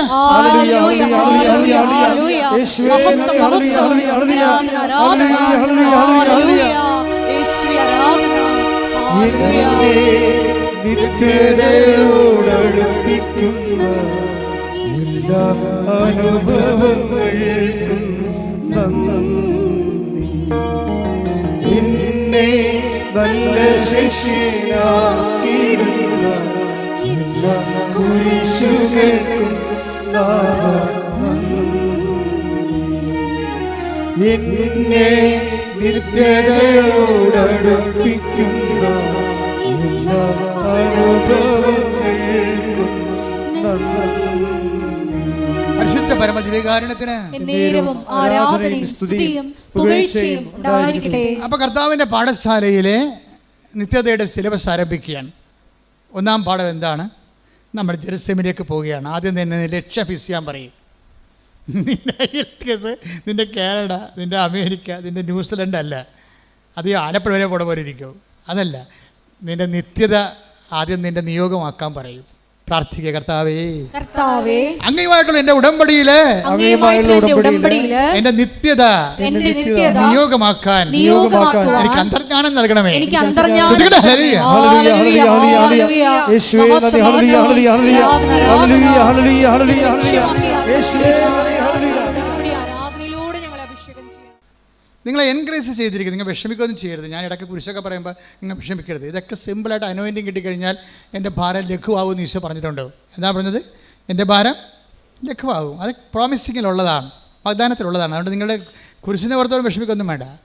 ഞാനും കുറേ കുരിശ് കണ്ടതും ഇപ്പോൾ എടുക്കുന്നതുമാണ്. അപ്പോൾ ഇതിൻ്റെ ഭാഗമായിട്ട് മുന്നോട്ട് പോകും. അപ്പോൾ അതനുസരിച്ച് നമ്മൾ എംപവർ ചെയ്തുകൊണ്ടിരിക്കും. നമ്മൾ ചിന്തിക്കേണ്ട ഒരു വിഷയം എന്ന് പറയണത്, ഇപ്പോൾ തന്നെ ഇതിൻ്റെ എൻകറേജ് ചെയ്യുന്ന ഇതിൻ്റെ പകുതി ഇപ്പോൾ പത്രോസ് തന്നെ ഈശോ എന്താ പറഞ്ഞത്? നീ എൻട്രൻസ് പാസ്സായി, ഐ നോ ഇറ്റ്. പക്ഷേ ഇത് നോട്ട് ബൈ മെറിറ്റിലാണ് വന്നിരിക്കുന്നത്, ബട്ട് ബൈ ഗ്രേസാണ്. കുറച്ച് നിൻ്റെ അറിവാണ്, ബാക്കി ഗ്രേസാണ്. എന്താണ്? എൻ്റെ സ്വർഗസ്ഥനായ പിതാവാണ് നിനക്കിത്. ആ ഗ്രേസാണ് സംഭവം. അപ്പോൾ ഈ ഗ്രേസിൻ്റെ വാട്ടർ മാർക്ക് എല്ലായിടത്തും ഉണ്ടാവും. നീ സത്യസന്ധമാണെന്ന് നിയോഗം ഒന്ന് കണ്ടു കഴിഞ്ഞാൽ ദൈവത്തിന് മാത്രം ചെയ്യാനുള്ള ചില സംഭവങ്ങൾ ദൈവം നിനക്ക് തന്നുകൊണ്ടിരിക്കും. പത്രോസിന് അത്രയും വിവരമില്ല. പത്രോസിന് ഏറെക്കുറെ ഒരു ഐഡിയ ഉള്ളു ക്രിസ്തുവിനെക്കുറിച്ച്. പക്ഷേ ലോകത്തിലേക്ക് വരായിരുന്ന മിശിഹായാണെന്ന് അവൻ പറഞ്ഞു. അപ്പോൾ ലോകത്തിലേക്ക് വരായിരുന്ന മിശിഹ എന്ന് പറഞ്ഞ സംഭവം പത്രോസിൻ്റെ അല്ല, ശരിക്കും അത് പിതാവിൻ്റെതാണെന്ന് ഈശോ പറഞ്ഞു. അത് ഗ്രേസാണ്, മെറിറ്റല്ല. പ്രാർത്ഥിക്കുക. കർത്താവായ ദൈവമേ, പത്രോസിനെ സഹായിച്ചതുപോലെ നിന്നെ മനസ്സിലാക്കാൻ എനിക്കും വരപ്രസാദം നൽകി എന്നെയും നയിക്കണമേ. ശ്രുതികട hallelujah.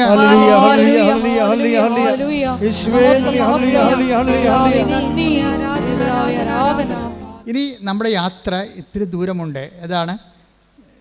V are going to Jerusalem. എന്ത് ജെറുസലേമാണ്? സ്വർഗീയ ജെറുസലേമാണ്. ആ സ്വർഗീയ ജെറുസലേമേക്കുള്ള നിത്യതയിലേക്കുള്ള യാത്രയാണ്. അതിന് നീ എക്വിപ്ഡാണെന്ന് ചോദിക്കും. എന്താണ്? എന്നെ അനുഗമിക്കേണ്ടി വരും. എന്നെ അനുഗമിക്കേണ്ടി വരുമ്പോൾ നമുക്കറിയാമല്ലോ, ഇപ്പോൾ എവറസ്റ്റിലൊക്കെ പോകുന്ന ആൾക്കാർ, കയറുന്ന ആൾക്കാർ, ഇപ്പോൾ എവറസ്റ്റ് കയറിയ ആൾക്കാരുടെ അനുഭവങ്ങളൊക്കെ യൂട്യൂബിലുണ്ട്. അപ്പോൾ എവറസ്റ്റിലേക്ക് കയറുന്ന വഴിക്ക്, പോകുന്ന വഴിക്ക് 8000 അടി കയറണ്ടേ. അപ്പോൾ ഒത്തിരി സായിപ്പന്മാർ കയറിയിട്ടുണ്ട്, ഒത്തിരി അവിടെയുള്ള ഈ നേപ്പാളുകാർ കയറിയിട്ടുണ്ട്. അപ്പോൾ ഇവരൊക്കെ ടെൻസിങ് ഹിലാരിയും കയറി. അപ്പോൾ ടെൻസിങ്ങിനെ എന്തിനാണ് കൂട്ടിയത്? ഹിലാരി കൂട്ടാൻ കാര്യം എന്താ? ടെൻസിങ് ഈ മല കണ്ട് വളർന്ന ആളാണ്. അയാൾക്ക് കയറി പരിചയമുണ്ട്. ആ നാട്ടുകാരനാണ്. ഇപ്പോൾ കടലിൽ പോകുമ്പോൾ മത്സ്യത്തൊഴിലാളിനെ കൊണ്ടല്ലേ പോകാൻ പറ്റത്തുള്ളൂ. കടലിൽ അല്ലാതെ പുസ്തകം നോക്കി കടൽ നീന്തി പിടിച്ച ആൾക്കാരെ കൊണ്ട് പോകാൻ ടെക്സ്റ്റ് ബുക്കിൽ കൊണ്ടുപോകാൻ പറ്റത്തില്ലല്ലോ. അപ്പോൾ അതുകൊണ്ട് ടെൻസിങ്ങിനെയും കൂട്ടിയാണ് ഹിലാരി പോണത്. പക്ഷേ ഹിലാരി പോണ വഴിക്കെല്ലാം നേരത്തെ കയറിയ ആൾക്കാർ മരിച്ചു കിടപ്പുണ്ട്. ഇടക്കിടക്ക് അസ്ഥി പഞ്ചരാറ് കിടപ്പുണ്ട്. ചിലത് അഴുകിയിട്ട് പൊടിയില്ല. എവറസ്റ്റിൻ്റെ കൊടുമുടിയിലേക്കുള്ള യാത്രയിൽ അഴുകാത്ത ശരീരങ്ങൾ ഹിമാലയത്തിൻ്റെ സ്റ്റെപ്പുകളിൽ കിടപ്പുണ്ട്. എന്താ കാര്യം? നല്ല തണുപ്പാണ്. 0 വന്നിട്ട് -60 വരെ കിടപ്പുണ്ട്. അവിടെയൊക്കെ കിടക്കുന്ന ഡെഡ് ബോഡി അഴുകത്ത് പൊടിയില്ല, അങ്ങനെ കിടക്കുകയാണ്. വർഷങ്ങളെ കിടക്കുന്നവരുണ്ട്. ഈ യാത്രയിൽ മുന്നോട്ട് പോകുമ്പോൾ ഇടക്ക് വെച്ച് ചില സമയത്ത് ഹോൾട്ടാകാൻ സാധ്യതയുണ്ട്, പരിചയമില്ലെങ്കിൽ. അപ്പോൾ സായിപ്പന്മാരാണെങ്കിൽ പോലും ഓക്സിജനൊക്കെ കൊണ്ടല്ലേ, ഒരു ടൈം കഴിഞ്ഞാൽ പിന്നെ ഓക്സിജൻ വേണം. ഒരു 10,000-3000 അടി കഴിഞ്ഞാൽ പിന്നെ ഓക്സിജൻ ഇല്ല അവിടെ, പിന്നെ ഓക്സിജൻ വേണം. അപ്പോൾ വലിയൊരു യാത്രയ്ക്ക്, നിത്യതയ്ക്കുള്ള യാത്രയ്ക്ക് ഇടയ്ക്ക് ഓക്സിജൻ എടുക്കാൻ പറയും. അതിനാണ് ഈ കുരിശെന്ന് പറയുന്നത്. ഓക്സിജനാണ് ശരിക്കും പറഞ്ഞത്. കർത്താവ് വളരെ കാര്യം, കർത്താവിനെ നിത്യതയിൽ എത്തിച്ച് ദൈവത്തിന് പ്രസാദം വാങ്ങിച്ചതിൻ്റെ പിന്നിൽ ഈ പ്രാണവായു എന്ന് പറഞ്ഞ കുരിശുണ്ട്. കുരിശിൻ്റെ ഒരു ക്രിസ്തീയതയുടെ പ്രാണനും പ്രാണവായുമാണ് കുരിശ്. പ്രാർത്ഥിക. കർത്താവായ ദൈവമേ, കുരിശിനെ നിഷേധത്തിൽ കാണാതെ നിത്യത പ്രാപിക്കാനുള്ള പ്രാണവായുവായി മനസ്സിലാക്കുവാൻ എനിക്ക് അഭിഷേകം നൽകണമേ. ശ്രുതികട ഹല്ലേലൂയ. അപ്പോൾ ഉയരങ്ങളിലേക്കും ദൈവത്തെങ്കിലേക്കുള്ള യാത്രയിലെ കുരിശിനെ പ്രാണവായുവായും അതുപോലെ തന്നെ അതുകൊണ്ട് തന്നെ ഒരു പ്രണയ മനോഭാവത്തോടു കൂടി എടുക്കണം. അതുകൊണ്ട് ഈശോ പറയണത്, എന്നെ അനുഗമിക്കാൻ ആഗ്രഹിക്കുന്നവൻ സ്വയം പരിത്യജിക്കണം. പിന്നെ എന്ത് ചെയ്യണം? സ്വയത്തെ നിൻ്റെ സ്വന്തമായി വെച്ചനുഭവിച്ച് സന്തോഷിച്ച് ഈ ഭൂമിയിൽ മരിച്ച് മണ്ണടിഞ്ഞു പോകേണ്ട ആ കണ്ടൻറ്റുകളെ തൽക്കാലം മാറ്റിവെക്കണം. പിന്നെ എന്ത് ചെയ്യണം? സ്വയം പരിത്യജിക്കണം. പിന്നെ കുരിശെടുക്കണം. എൻ്റെ കൂടെ വരണം. അപ്പോൾ ഇതിനകത്ത് ഉടമ്പടിയിലുണ്ടാകുന്ന ഉടമ്പടി ലൈറ്റ് വെയ്റ്റിംഗ് ആക്കണത് എന്താണ്? പെട്ടെന്ന് എയർ ലിഫ്റ്റിംഗ് ആക്കണത് കുരിശിൻ്റെ കണ്ടൻ്റാണ്. കാര്യം കുരിശിൻ്റെ കണ്ടൻറ്റ് നിത്യതയുടെ കണ്ടൻ്റാണ്. അപ്പോൾ നീ എന്ത് ചെയ്യണം? നീ നിയോഗം വെക്കുമ്പോൾ എന്ത് ചെയ്യണം? ആ നിയോഗം എല്ലാം സ്വയം ആകരുത്. എൻ്റെ വീട്, എൻ്റെ വിവാഹം, എൻ്റെ മക്കൾ, അത് എല്ലാം 6 കാര്യം ഉണ്ടെങ്കിൽ 7 കാര്യം എഴുതി വെക്കും. എന്താണ്? അവിടെ വീട്ടിലെ പശുവിൻ്റെ പ്രസവം വരെ എഴുതി വെക്കും. പിന്നെ എങ്ങനെയാണ് സംഭവം മുളിയോട്ട് പോകണം? പാല് കുടിച്ച് നിങ്ങൾ ആ കൊച്ചു മരിച്ചോളൂ, നിങ്ങളും മരിക്കും. എല്ലാം 6-7 കാര്യം സ്വന്തം കാര്യം എഴുതി വെക്കും. ഇതിന് ജഡസന്ധതിയുടെ പരിപാടിയാണിത്. അതുകൊണ്ടാണ് ഇതൊക്കെ ഒന്ന് പഠിക്കണം. ഇത് പഠിക്കണം. ജഡസന്ധതിയെപ്പോലെ ആകരുത്. പഠിച്ചിട്ട് അതിൻ്റെ അകത്ത് മറ്റുള്ളവരെ നീ ഈ നിയോഗം നിൻ്റെ വീട്ടിലെ നിനക്കൊരു വീട് തന്നാൽ നീ ആദ്യം ആ വീട് തന്നാൽ അതുകൊണ്ട് നിനക്കും നിൻ്റെ മക്കൾക്കും അല്ലാതെ വേറെ ആർക്കെങ്കിലും പ്രയോജനമുണ്ടോ? ചില ആൾക്കാർ വീട് കൊടുക്കുമ്പോൾ തന്നെ എന്നാ ചെയ്യുമെന്നറിയാവോ? ചില ആൾക്കാർ ഒരു വീട് നിയോഗം വെച്ച് ഉടനെ നിങ്ങൾക്ക് ഒന്നുമില്ല, പാവപ്പെട്ടവരാണെങ്കിൽ ലൈഫ് മിഷൻ്റെ വീട് കിട്ടിയെന്ന് വിചാരിച്ചോ? ആ ലൈഫ് മിഷൻ്റെ വീട് കിട്ടിക്കഴിഞ്ഞാൽ പിന്നെ അതിൻ്റെ അകത്ത് കുരിശുണ്ട്. പിന്നെ ഇവർ കുരിശുണ്ടാക്കും, സ്വന്തമായിട്ട് കുരിശുണ്ടാക്കും. എങ്ങനെ കുരിശുണ്ടാക്കണത്? നിങ്ങൾ ചേട്ടായി ആണല്ലോ, തീർച്ചയായിട്ടും 3 സെൻറ്റ് അവകാശമുണ്ട്. 10 സെൻറ്റില്ലേ, 10 സെൻറ്റ് ഉള്ളതെന്ന് വിചാരിച്ചോ? നിങ്ങൾ എന്നാ ചെയ്യും? അപ്പനോട് സൂത്തത് ഒപ്പിടിച്ചിട്ട് ആ 10 സെൻറ്റ് നടുക്ക് കൊണ്ടുവന്ന് നിങ്ങൾ ലൈഫ് മിഷൻ്റെ വീട് വെക്കും. അനിയൻ ഗൾഫിലാണ്, അവൻ പാവപ്പെട്ട ഇവിടെ ഇല്ലല്ലോ. അപ്പം സ്മോൾ അടിക്കുന്ന വേണമെങ്കിൽ അപ്പൻ 2 ലോൺ കിട്ടിയ സന്തോഷത്തിൽ അപ്പൻ 2 വീശിച്ചിട്ട് അപ്പനെ കൊണ്ട് ഒപ്പിടിച്ച് സാധനം സംഭവിക്കും. എന്താണ് സംഭവം? അതോടുകൂടി പിന്നെ അനിയൻ നാട് കടത്തും. സ്വന്തം ചേട്ടൻ തന്നെ അവൻ അനിയനെ പെറ്റ മണ്ണിൽ നിന്ന് മാതാപിതാക്കളിൽ നിന്നും അവരെ നാട് കടത്തും. ഇത് ദൈവത്തിനറിയാം, നിൻ്റെ മനോഭാവം ദൈവത്തിനറിയാം. നീ പുതിയ കുരിശുണ്ടാക്കും. അതാണ് സംഭവം. സ്വയം എന്ന് പറഞ്ഞ സംഭവം അതാണ്. ആ ലൈഫ് മിഷൻ വീട്ടിലെ സ്വയം എന്തെന്ന് പറഞ്ഞാൽ എന്താണ്? സ്വയം എന്താണ്? അത് നിൻ്റെ ചേട്ടന്, നിൻ്റെ അനുജന്, അവിടെ കൂടപ്പുറപ്പിനെ അവിടെ കിടത്തിപ്പുറപ്പിക്കാത്ത രീതിയിൽ, വേറെ ഒരു വീട് അവിടെ വെക്കാൻ പറ്റാത്ത രീതിയിൽ നീ അവിടെ താമസിപ്പിക്കും. എന്നിട്ട് നീ പെങ്ങന്മാരെ നീ അധികം കൈകാര്യം ചെയ്യും. കെട്ടിച്ചു പോയ പെങ്ങന്മാർ വീട്ടിൽ വരുമല്ല അമ്മയെ കാണാൻ. അയ്യോ നീ മോന്തം കയറ്റി അവിടെ വരും. നീ നല്ല കാര്യം, നിൻ്റെ വീടല്ലേ, നിൻ്റെ വീട് നീ അപ്പൻ്റെ അടുക്കൽ നിന്ന് എഴുതി വാങ്ങിച്ച വീടല്ലേ. പിന്നെ അന്നും അപ്പൻ ഒപ്പിട്ട് തന്നാൽ പിന്നെ നിൻ്റെ പരിപാടി എന്താണ്? നിൻ്റെ പ്രാർത്ഥന എന്താണ്? അപ്പൻ എത്രയും വേഗം ചാകണമെന്നാണ് പ്രാർത്ഥന. എന്താ കാര്യം? അപ്പൻ ഒപ്പിട്ട് തന്നില്ലേ, അനിയൻ വരുമ്പോൾ അപ്പൻ്റെ കടുത്തേക്ക് കയറുമല്ല, അപ്പൻ ചാകണം. എങ്ങനെയുണ്ട് പരിപാടി? അപ്പം നീ ആ വീടും ആ സ്ഥലവും അടിച്ചു മാറ്റുകയും പെങ്ങന്മാരെ അനുജനം പുറത്താക്കുകയും ചെയ്യും. നിൻ്റെ നിയോഗത്തിൽ ഓടരുതമ്മാവ ആളറിയാവുന്ന ആദ്യമേ തന്നെ ഇത് സ്കാൻ ചെയ്യുമ്പോൾ തന്നെ പറയും ഇതിന് വിസ കിട്ടത്തില്ലെന്ന് പറയും. എന്താ കാര്യം? നിൻ്റെ മനസ്സിരിപ്പ് എന്താണെന്ന് ദൈവത്തിന് അറിയാം. അപ്പം നിയോഗങ്ങളിലുള്ള സ്വയം, അതാണ് ഈശോ പറയുന്നത്. എന്നെ അനുഗമിക്കാൻ ആഗ്രഹിക്കുന്നെങ്കിൽ സ്വയം പരിത്യജിക്കണം. പ്രാർത്ഥിക്കുക. കർത്താവായ ദൈവമേ, മറ്റുള്ളവർക്ക് കുരിശ് കൊടുത്തുകൊണ്ട് എൻ്റെ സ്വയത്തെ പരിത്യജിക്കാനുള്ള പ്രത്യേക പ്രവണതകളെ എന്നിൽ നിന്ന് നിന്റെ വിശുദ്ധ രക്തത്താൽ നീ കഴുകി മാറ്റണമേ.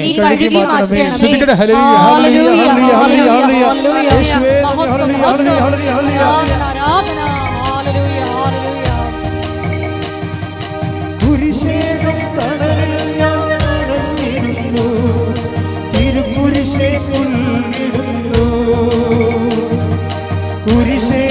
തണലിൽ ഞാൻ അണഞ്ഞിടുന്നു, തിരുക്കുരിശേ പുൽകിടുന്നു.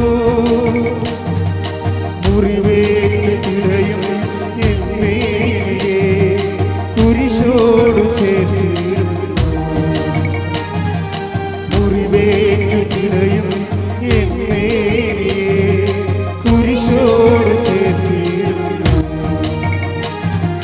കുരിശാണു രക്ഷ, കുരിശിലാണു രക്ഷ, കുരിശേ നമിച്ചിടുന്നു. കുരിശാണു രക്ഷ, കുരിശിലാണു രക്ഷ, കുരിശേ നമിച്ചിടുന്നു. പരിശുദ്ധ പരമദിവ്യകാരുണ്യത്തിന് ആരാധനയും സ്തുതിയും പുകഴ്ചയും ഉണ്ടായിരിക്കട്ടെ. മക്കളെ, നിങ്ങളുടെ ശ്രദ്ധ പോകരുത്. ഞാൻ പറഞ്ഞുകൊണ്ടിരിക്കുന്നത് ഈ നിയോഗങ്ങളെ എങ്ങനെ ലൈറ്റ് വെയ്റ്റ് ആക്കാം, എങ്ങനെ ഭാരം കുറഞ്ഞതാക്കാം. അതിനകത്തുള്ള സ്വയം കണ്ടൻറ്റുകളെ നിങ്ങൾ വാറ്റിക്കളഞ്ഞാൽ മതി. സ്വയം കണ്ടൻറ്റുകൾ. എന്നിട്ട് എന്ത് ചെയ്യണം?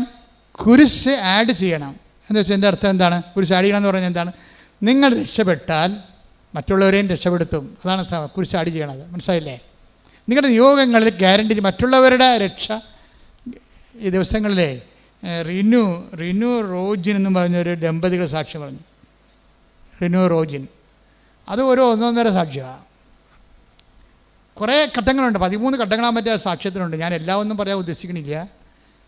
അതിൻ്റെ ഒരു ഉദ്ദേശം, റിനു റോജിൻ ദമ്പതികളാണവർ. പെട്ടെന്ന് ഈ ഭർത്താവിന് ഒരു പനി വരും, 6 ഡിഗ്രി, അതായത് 106 ഡിഗ്രി.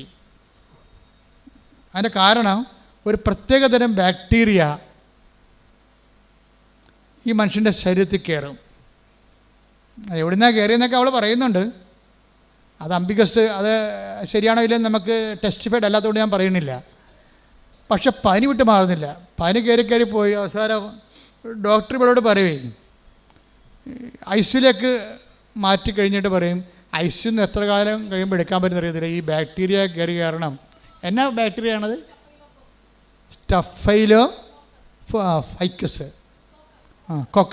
സ്റ്റഫൈലോകോക്കസ് എന്ന് പറഞ്ഞൊരു ബാക്ടീരിയയാണ്. അത് കയറിയിട്ട് അതിന് ബ്രെയിനിൽ കയറും, പിന്നെ കിഡ്നിയിലും കരളിലും ഒക്കെ കയറും. ഇൻറ്റേർണൽ ഓർഗൻസ് എല്ലാം ഡാമേജ് ആകും. ഭയങ്കര സീരിയസ് ആയി, അയാളെ മരിക്കുന്നൊരു കണ്ടീഷനായി. അപ്പോൾ ഇവൾ പറയണ കുറേ വാക്കുകളുണ്ട്. സാക്ഷ്യം നിങ്ങൾ കേൾക്കണ്ട. റിനുവിൻ്റെ സാക്ഷ്യം ഒരു ക്വാളിറ്റി ആയിട്ടുള്ള സാക്ഷ്യമാണ്. Plain miracle by miracle. ഒത്തിരി മിറക്കിൾസ് ഉണ്ടെങ്കിലും മിറക്കിൾ അല്ല അതിൻ്റെ അകത്തുള്ള സംഭവം. മിറക്കിളിനേക്കാൾ ഉപരി അതിൻ്റെ അകത്തൊരു സ്പൈനൽ കോഡ് പോകുന്നുണ്ട്. ദൈവാനുഭവത്തിൻ്റെയും ദൈവത്തിൻ്റെ കണ്ടെത്തലിൻ്റെയും ഒരു സ്പൈനൽ കോഡ് പോകുന്നുണ്ട്. അപ്പോൾ ഇവൻ്റെ ഡെലീറിയം സിറ്റുവേഷൻ ദൈവം മരിച്ചു പോകുന്നുള്ള ചിന്ത വരുമ്പോൾ ഉടനെ ഇവൾ പറയണത്, എനിക്കൊരു അഭയവുമില്ല. ആകപ്പാടെ എനിക്കുള്ളത് എന്താണ്? എൻ്റെ ഉടമ്പടിയാണെന്ന്. ഓ, എന്നെ വർത്താന, വല്ലാത്ത വർത്താന. ആ ഒരു സിറ്റുവേഷനിലേ എനിക്ക് ആകപ്പാടെയുള്ള അഭയം. കരിന് മരുന്നില്ല, ഒരു ഓപ്പറേഷൻ വേണം, ഏതെല്ലാം ഓർഗൻസ് ഓപ്പറേറ്റ് ചെയ്യണമെന്നൊരു പിടിയില്ല. സർജൻ എപ്പോഴും എന്നെ കാണുമ്പോൾ പറയും, കാശ് റെഡിയാക്കിക്കോ. സർജനെ കാണുമ്പോഴൊക്കെ പേടിയാണ്. ആ മനുഷ്യൻ വാ പിടിക്കുന്ന 2 കാര്യം പറയാനാണ്. എന്താണ്?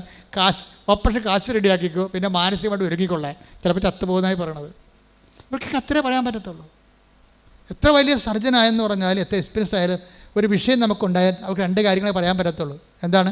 ഒന്ന്, മാനസികമായിട്ട് ഭർത്താവിന് മരണത്തിനായി നിങ്ങൾ ഒരുങ്ങിക്കൊള്ളുക. രണ്ടാമത്തെ എന്താണ്? കാശ് റെഡിയായിക്കൊള്ളുക. പോരെ?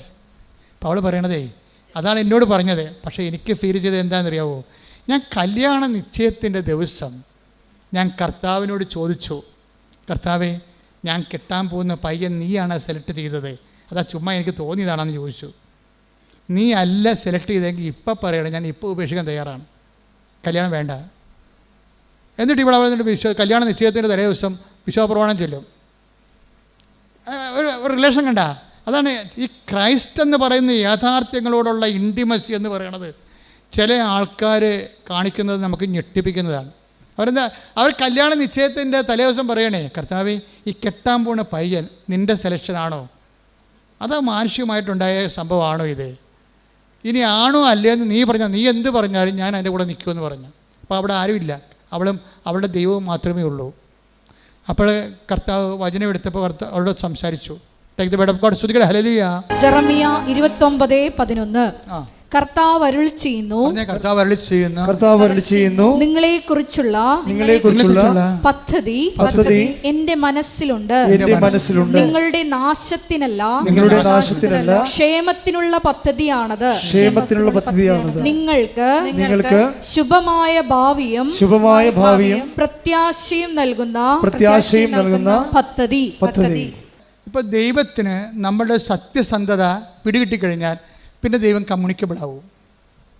നിങ്ങളൊക്കെ ഈ വചനമൊക്കെ ഇടയ്ക്കിടയ്ക്ക് തുറന്ന് നോക്കണതാണേ. എന്നിട്ട് തുറന്ന് നോക്കിച്ചു, അതങ്ങനെയാണ്, അതിങ്ങനെ ഇരിക്കുമെന്ന് പറയും. നിങ്ങളുടെ ഇഷ്ടത്തിനനുസരിച്ച് വചനം, നിങ്ങളുടെ സുഖത്തിനനുസരിച്ച് താല്പര്യത്തിനനുസരിച്ച് നിങ്ങൾ വചനം വളച്ചൊടിക്കും. അത് കർത്താവിനറിയാം. ചുമ്മാ ദൈവത്തെ പറ്റിക്കാൻ വേണ്ടി വചനം നോക്കണമെന്നറിയാം. വചനം നോക്കുന്നവരെ 1-1.5 ദേവന്മാരെയൊക്കെ ചൊല്ലി അവിടെ കുത്തിയിരുന്ന് നേരത്തെ പോയി കുമ്പസാരിച്ച് വിശുദ്ധീകരിച്ച് ദൈവത്തിന് തോന്നണം നിങ്ങൾ ദൈവത്തിൻ്റെ മനസ്സ് അറിയാൻ വേണ്ടിയാണ് എടുക്കണമെന്ന്. തന്നെയല്ല, വചനം നോക്കുന്നവരോട് ഷാർപ്പാകണമെങ്കിൽ മുൻകാല അനുഭവങ്ങൾ വേണം ദൈവത്തിന്. മുൻകാല അനുഭവങ്ങൾ എന്ന് പറഞ്ഞാൽ എന്താണെന്നറിയാമോ? അതായത് വചനത്തിലൂടെയോ സ്വപ്നത്തിലൂടെയോ ദൈവത്തിന് കമ്മ്യൂണിക്കേറ്റ് ചെയ്യണമെങ്കിൽ ഒരു പഞ്ഞവുമില്ല. ദൈവം ആരോടും കമ്മ്യൂണിക്കേറ്റ് ചെയ്യാൻ പ്രത്യേകിച്ച് വിദ്യാഭ്യാസം വേണ്ട. അതിനെന്താണ് എളുപ്പം എന്ന് വെച്ചാൽ നിങ്ങൾ നേരത്തെ കിട്ടിയ വചനം അനുസരിച്ചാണ് ജീവിച്ചതെന്നുള്ള ഫോർമൽ റെക്കോർഡ്സാണ് പ്രശ്നം. അത് ഭയങ്കര സീരിയസ് വിഷയമാണ്. പഴയ റെക്കോർഡ്സ് ഇല്ലേ, നിങ്ങൾ നേരത്തെയൊക്കെ വചനം എടുത്തിട്ടുള്ളതാണല്ലോ. അപ്പോഴും നിങ്ങൾ എന്നിട്ട് ആ വചനത്തിനെതിരായിട്ടായിരിക്കും ചെയ്യണത്. കർത്താവ് പറഞ്ഞ ആ സ്ഥലം എടുക്കരുതെന്ന് പറഞ്ഞു. ചിലപ്പോൾ ആ സ്ഥലം എടുക്കാൻ വേണ്ട വചനം നിങ്ങൾക്കൊരു സ്ഥലം വേണം, അതെടുക്കാനുള്ള വചനം നിങ്ങൾ പ്രാർത്ഥിച്ച് എടുത്തു കഴിഞ്ഞപ്പോൾ ചിലപ്പോൾ ഹക്കൽ ദേവമാ രക്തത്തിൻ്റെ പറമ്പെന്നുള്ള വചനമായിരിക്കും ചിലപ്പോൾ കിട്ടിയത്. അപ്പോഴതിൻ്റെ അർത്ഥം എന്താണ്? അത് എടുക്കരുതെന്നല്ല എൻ്റെ അർത്ഥം. പക്ഷേ നിങ്ങളെന്ത് ചെയ്യും? അയ്യോ അതെങ്ങനെ ചെയ്യുക, ഞാനെടുത്തില്ല അവളാട്ടി കയറി എടുക്കുമെന്ന് പറയും. മനസ്സിലായില്ലേ? വേറെ ഒരുത്തി വീടിൻ്റെ പുറകിൽ താമസിക്കുന്നുണ്ട്, ഞാനെടുത്തില്ലെങ്കിൽ ആ പറമ്പ് അവൾ കയറി അടിക്കും, പിന്നെ അവളുടെ പൊങ്ങച്ചത് ഞാൻ കാണണം. അതിപ്പോൾ ഞാൻ ഉപയോഗിക്കണ്ടല്ലോ, മക്കൾക്ക് കൊടുത്താൽ മതി, അല്ലെ വിൽക്കാൻ വേണ്ടിയല്ലേ ഞാനെടുക്കും. ഇങ്ങനെ തരികിട തട്ടാമുടിയൊക്കെ പറയും ദൈവത്തോട്, ഇതിന് സ്ഥലം എടുക്കും. അപ്പോൾ തന്നെ നിൻ്റെ കാര്യത്തിൽ ഒരു തീരുമാനമാകും. എന്താ കാര്യം? നീ ഒരു വചനം പറഞ്ഞാലും നിൻ്റെ താല്പര്യം അനുസരിച്ചുകൊണ്ട് നീ നിൻ്റെ ലാഭം നോക്കിയും നീ അത് വളച്ചൊടിച്ചിട്ട് ദൈവത്തിൻ്റെ വചനത്തെ നിരാകരിക്കൂ. അങ്ങനെ ഒരിക്കൽ നിരാകരിച്ചാൽ പിന്നെ വചനത്തോട് സംസാരിക്കത്തില്ല. വചനത്തെ സംസാരിക്കേണ്ട ഒരു കുഴപ്പമില്ല. ഞങ്ങളൊക്കെ തന്നെ ഈ വചനം തുറന്നു നോക്കി തന്നെയും വചനം ഇടിപ്പിച്ചും തന്നെ ജീവിക്കണത് എത്രയോ വർഷങ്ങളായി. ഷാർപ്പ് ഷൂട്ടാണ്, കറക്റ്റ് 2+2 4 പറയത്തുള്ളൂ, അല്ലാതെ 4.1 ഒന്നും പറയത്തില്ല. ദൈവം ഇൻട്രാക്ട് ചെയ്യണമല്ല, അതിൻ്റെ മീഡിയം അതാണ്. എല്ലാ സമയത്തുമൊക്കെ നമ്മളുടെ കൂടെ ഇങ്ങനെ നിഴൽ പോലെ ഇങ്ങനെ ദൈവം സഞ്ചരിക്കും. ഉടമ്പടി പോലെ ഇങ്ങനെ സഞ്ചരിക്കാൻ പറ്റിയ ഒരു സംഭവമില്ല. കാര്യം മറ്റേത് പ്രാർത്ഥന നോക്കിയാലും ഉടമ്പടി 10 പേരെടുത്താൽ അവർ സത്യസന്ധരാണെങ്കിൽ 10 പേരുടെ കൂടെയും ദൈവം സഞ്ചരിക്കും. സ്വപ്നം, ദർശനമെങ്കിൽ ദർശനം. ഇപ്പോൾ കഴിഞ്ഞ ദിവസം ഒരു മോൾ സാക്ഷ്യം പറഞ്ഞു, ദൈവമേ നീ എന്നെ കൈവിട്ടാ, ഞാൻ പാപ്പരായല്ല എന്ന് ഞാൻ ചിന്തിച്ച് വിഷമിക്കണ ആ സമയത്ത് തന്നെ കൃപാസനത്തിൽ മാതാവിൻ്റെ മുമ്പിൽ 16 നൂറുകണക്കിന് മെഴുകുതിരി കത്തിക്കണ മാതാവിൻ്റെ ഫണ്ട് വശത്ത് ഞാൻ നിൽക്കുമ്പോൾ എനിക്കടിക്കണ ഒരു മെഴുകുതിരിയുടെ ഉരുകിയ മണമുണ്ട്, അതെന്നെ പാസ് ചെയ്ത് പോയെന്ന്. അപ്പോൾ എനിക്ക് മനസ്സിലായി അമ്മ കൈവിട്ടിട്ടില്ല, അമ്മ എൻ്റെ കൂടെയുണ്ടെന്ന്. അതായത് എന്ത് ഇപ്പം ഞാൻ തന്നെ, അതായത് ഞാൻ കഴിഞ്ഞ ദിവസങ്ങളിൽ എനിക്കൊരു അമേരിക്കൻ ധ്യാനം വന്നു. അപ്പോൾ ഞാൻ കൽക്കട്ടയിൽ പോയി വിസ ഇൻ്റർവ്യൂ നിൽക്കുകയാണ്. അപ്പോൾ എൻ്റെ 160 ഫോം കാണാനില്ല പോയി. അപ്പോൾ ഞാനവിടെ അത് പോയാൽ പിന്നെ ഇൻ്റർവ്യൂ നടക്കത്തില്ല. ഞാനവിടെ നിന്ന് കൂളായിട്ട് ജവമാല ചൊല്ലിക്കൊണ്ട് നിൽക്കുകയാണ്. അപ്പോൾ അവരവിടെ പറഞ്ഞ് കയറാൻ പറ്റത്തില്ല, നിങ്ങളുടെ ബയോമെട്രിയുടെ പേപ്പർ കാണാനില്ലെന്ന് പറഞ്ഞു. അപ്പോൾ ഞാൻ അവിടെ കൂടാതെ നിൽക്കുകയാണ്. ഞാൻ കൂടെ നിൽക്കണം. സാർ എൻ്റെ ഉണ്ടായിരുന്നതാണ്, 25 കിലോമീറ്റർ അകലെയാണ് എൻ്റെ ഹോട്ടൽ, വേണമെങ്കിൽ ഇപ്പോൾ എടുത്തുകൊണ്ട് വരാം, പക്ഷേ ഇവിടെ എൻ്റെ രേഖകൾ കാണുമല്ലോ, സാർ ഒന്ന് സഹായിക്കണമെന്നൊക്കെ പറഞ്ഞു. ഞാൻ നിൽക്കണം. നിൽക്കുമ്പോൾ ഞാൻ അവിടുത്തെ ഈശോ ഇതിൻ്റെ അകത്ത് വല്ല കേസും ഉണ്ടോ എന്ന് ചോദിച്ചു. കേസ് അപ്പോൾ എന്നിട്ട് അവസാനം ഈ മനുഷ്യനെ ഒരു അറിവ് തോന്നിയിട്ട് അവിടെ ഇൻ്റർവ്യൂവിൻ്റെ ഇടയ്ക്കൂടി എന്നെ കയറ്റിക്കൊണ്ടുപോയി അവിടെ ഇൻ്റർവ്യൂ നടക്കി. ഞാൻ ചെല്ലുമ്പോൾ പല കൗണ്ടേഴ്സാണ്. കൗണ്ട് ചെയ്യുമ്പോൾ ഈ അമ്മ എന്നോട് പറഞ്ഞു, നീ കൗണ്ടറിൻ്റെ എണ്ണം നോക്കാൻ പറഞ്ഞു. അപ്പോൾ ഞങ്ങൾക്ക് എണ്ണം നോക്കിയപ്പോൾ നമ്പർ 6 ആണ്. അപ്പം ഇറ്റ്സ് ഓക്കെ, ഇനി പോയാലും പോയില്ലെങ്കിലും കുഴപ്പമില്ല, എന്താ കാര്യം അമ്മ കൂടെ ഉണ്ടല്ലോ, അത് മതി. നമ്പർ 6 ആരുടെ നമ്പരാ? അമ്മയുടെ നമ്പരാ. അത് നിങ്ങളെപ്പോഴും സൂക്ഷ്മതയുള്ളവരായിരിക്കണം. എല്ലാ സമയത്തും ഈ പ്രസൻസ് എന്ന് പറഞ്ഞ ഉടമ്പടിയുടെ ഒരു ഇട്ടിവെട്ട് സംഭവമാണ്. അത് ഈ ഉടമ്പടി എന്ന് പറയുമ്പോൾ മറ്റേതെന്ത് ഇത് ഗ്യാരണ്ടീഡ് അല്ലേ? കാര്യം ദൈവം വാഗ്ദാനം ചെയ്ത അതേ ഫോർമുല നമ്മൾ കണിശവും കൃത്യവുമായിട്ട് പ്രയോഗിച്ചുകൊണ്ട് ഒരു ആധ്യാത്മിക മുന്നേറ്റത്തിൽ നടത്തുമ്പോൾ നീ കറക്റ്റ് ദൈവപൈതലായിട്ട് മാറുകയല്ലേ. അപ്പോൾ ആ ദൈവപൈതലായിട്ട് മാറണ സമയത്ത് സ്വാഭാവികമായിട്ട് ദൈവത്തിൻ്റെ സാന്നിധ്യം ഉറപ്പാണ്. അതുകൊണ്ട് നിൻ്റെ സ്വപ്നങ്ങൾ നീ ശ്രദ്ധിക്കണം. ഞാനിടയ്ക്കൊക്കെ ആൾക്കാരോട് പറയുവേ, ഈ ദൈവം വരുന്ന ദേശീയപാതയാണ്. ഉടമ്പടി കഴിഞ്ഞാൽ പിന്നെ നമ്മുടെ ദൈവവും നമ്മളുടെ ബന്ധം പഞ്ചായത്തോടെ നിന്ന് സ്റ്റേറ്റ് ഹൈവേ നിന്ന് മാറിയിട്ട് ദേശീയപാതയായിട്ട് മാറും. അല്ലെങ്കിൽ നമ്മൾ മാറ്റണം അതിനെ. ഇപ്പോൾ ദേശീയപാത എന്താ സംഭവിക്കണത്? ദേശീയപാത ഡൽഹിയിൽ നിന്ന് കന്യാകുമാരിയിലോട്ട് പോകണം, വേറെ ദീർഘദൂര പാതയാണ്. അവരെന്ത് ചെയ്യും? ആ ദീർഘദൂരമുള്ള ആൾക്കാർക്ക് വേണ്ടി സേഫാകാൻ ഇടയ്ക്ക് പട്ടി ചാടി വീഴുക, കഴുത പശു വന്ന് കയറുക. വടക്കേട്ടിലൊക്കെ ചെല്ലുമ്പോൾ പശുവാണ് നേരെ റോഡിൽ കൂടെ നടക്കണം മുഴുവനും. ഞാൻ തന്നെ അത്ഭുതപ്പെട്ടു പോയി. ഓട്ടോറിക്ഷയും ആൾക്കാരും സൈക്കിൾ റിക്ഷയും ഇതിൻ്റെയൊക്കെ കാറും പശുവും എല്ലാം കൂടി നടക്കണുണ്ട്. കഴിഞ്ഞ ദിവസങ്ങളൊക്കെ ഉത്തർപ്രദേശിലും ബീഹാറിലൊക്കെ ഞാൻ പോയി. അപ്പോൾ അവിടെ എല്ലാം ഇത് തന്നെ അവസ്ഥ. അപ്പോൾ അവിടെ അതായത് ഇതുപോലെയുള്ള അവസ്ഥകൾ മാറ്റിയിട്ട് ഇത് എല്ലാവരും കയറി നിരങ്ങണ ഒരു റോഡല്ല ദൂരയാത്രയ്ക്ക് ഉപയോഗിക്കണത്. അത് 2 സ്ഥലത്തും മതിൽ കെട്ടിയിട്ട് ദൂരയാത്രക്കാരെ മാത്രം സേഫ് ചെയ്യാൻ, ലോക്കലായിട്ടുള്ള ചെറിയ ദൂരത്തിൽ പോകുന്നവർക്കെല്ലാം സർവീസ് റോഡ് കൊടുത്തിരിക്കുകയാണ് ഗവൺമെൻറ്. നിങ്ങൾ ഉടമ്പടി എടുക്കുമ്പോൾ ഉടമ്പടി ഒരു ദീർഘദൂര യാത്രയാണ്. അതുകൊണ്ട് ആവശ്യമില്ലാത്തതൊക്കെ ഒഴിവാക്കിയേക്കണം. പട്ടി പാച്ചു കഴുത ആവശ്യമില്ലാത്തൊക്കെ പോയി നിരങ്ങരുത്, എല്ലാത്തിടത്തും പോയി വാർത്തയ്ക്ക് പിടിക്കരുത്. അതിൻ്റെ ഇപ്പോൾ കൃപാസനത്തിൽ എനിക്കൊരു പോളിസിയുണ്ട്. കാര്യം ഞാൻ ഇമ്പോർട്ടൻസ് കൊടുക്കണമെന്നുണ്ടെങ്കിൽ ഇവിടുത്തെ സാക്ഷ്യം കുറഞ്ഞാൽ മാത്രമേ ഞാൻ ഇമ്പോർട്ടൻസ് കൊടുക്കത്തുള്ളൂ. അല്ലെങ്കിൽ ഉടമ്പടിയിലുള്ള അനുഭവങ്ങൾ കുറയുന്നുണ്ടെങ്കിൽ മാത്രമേ ഞാൻ ഇമ്പോർട്ടൻസ് കൊടുത്തുള്ളൂ. ബാക്കിയുള്ള കാര്യങ്ങൾക്ക് ഒരു കറക്ഷൻ കൊടുക്കും, അത്രേ ഉള്ളൂ. ആ ചാപ്റ്റർ വെച്ച് ക്ലോസ് ചെയ്യും. ഒന്നെങ്കിൽ അയാളെ ഞാൻ ക്ലോസ് ചെയ്യും, അല്ലെങ്കിൽ അയാളുടെ ഈ കൃപാസനത്തിലുള്ള ഓരോ കൗണ്ടറിലൊക്കെ ഓരോ ആൾക്കാർ ഇരിപ്പില്ലേ, ആ കൗണ്ടറിലുള്ള അവരുടെ ജോലി ഞാൻ ക്ലോസ് ചെയ്യും. അല്ലെന്നുണ്ടെങ്കിൽ അവരുമായിട്ട് മുന്നോട്ട് പോകത്തില്ല. എന്താ കാര്യം? അതൊക്കെ ലോക്കൽ പരിപാടികളാണ്. നമുക്ക് ആ ലക്ഷ്യങ്ങളില്ല. നമ്മുടെ ലക്ഷ്യം നമ്മൾ ദേശീയ പാതയിലൂടെ സഞ്ചരിക്കുന്നതാണ്. അപ്പോൾ നിത്യതയ്ക്കുള്ള യാത്രയിൽ നമ്മളെപ്പോഴും പ്രയോറിറ്റി കൊടുക്കണം. കണ്ട ഇപ്പോൾ ആ നാത്തിനുമായിട്ട് ഇടിവെച്ച്, അമ്മായിയമ്മയുമായിട്ട് ഇടിവെച്ച്, മരുമകളുമായിട്ട് ഇടിവെച്ച്, പിന്നെ ഓരോ കാര്യത്തിന് കയറി നിങ്ങൾ കെട്ടുപിണഞ്ഞ് അങ്ങനെ ഒന്നും ചെയ്യാൻ പാടില്ല. അത് മതിൽ കെട്ടി തിരിച്ചിട്ട് കഴുതയും പശുവൊക്കെ പോകാൻ വേണ്ടി സർവീസ് റോഡ് വെച്ചേക്കണം. അത് നിങ്ങൾ നിത്യതയിലേക്ക് പോകണ വഴിയാണ്. നിത്യതയിലേക്കുള്ള വഴിയിൽ നല്ല ആവശ്യമില്ലാത്ത ട്രാഫിക് ഉണ്ടാക്കരുത്. U got the point. Pedia ആവശ്യമില്ലാത്ത വണ്ടി പോയി തലയിടരുന്നാണ് ഈ പറഞ്ഞോളൂ വെച്ചം. ഓരോരുത്തരെ കുറിച്ചൊക്കെ ഇങ്ങനെ പറഞ്ഞുകൊണ്ടിരിക്കും. പക്ഷേ ദി ഹാവ് നോ ഐഡിയ. നിങ്ങൾ മൂളി കേൾക്കും, ചിലപ്പോൾ അവരോട് ചിലപ്പോൾ യെസ് ഓർ നോ പറയും, അത്രേ ഉള്ളൂ. പക്ഷേ നിങ്ങൾ പേഴ്സണലായിട്ടും അതിനകത്ത് ഇൻവോൾവ് ചെയ്യരുത്. കാര്യം എന്താ? നിങ്ങൾ ഉടമ്പടിയിലാണ് പ്രാർത്ഥിക്കുക. കർത്താവായ ദൈവമേ, അങ്ങയുമായി ഉടമ്പടിയിലായിട്ടുള്ള നിത്യതയുടെ ദേശീയപാതയിൽ സഞ്ചരിക്കുന്ന എന്നെ ആ പാതയിലൂടെ നിത്യത വരെ സഞ്ചരിക്കുന്നതിന് പിൻപിടുത്തം ചെയ്യുന്ന എല്ലാ വിഷയങ്ങളുടെ മേലും എനിക്ക് വിടുതൽ നൽകണമേ.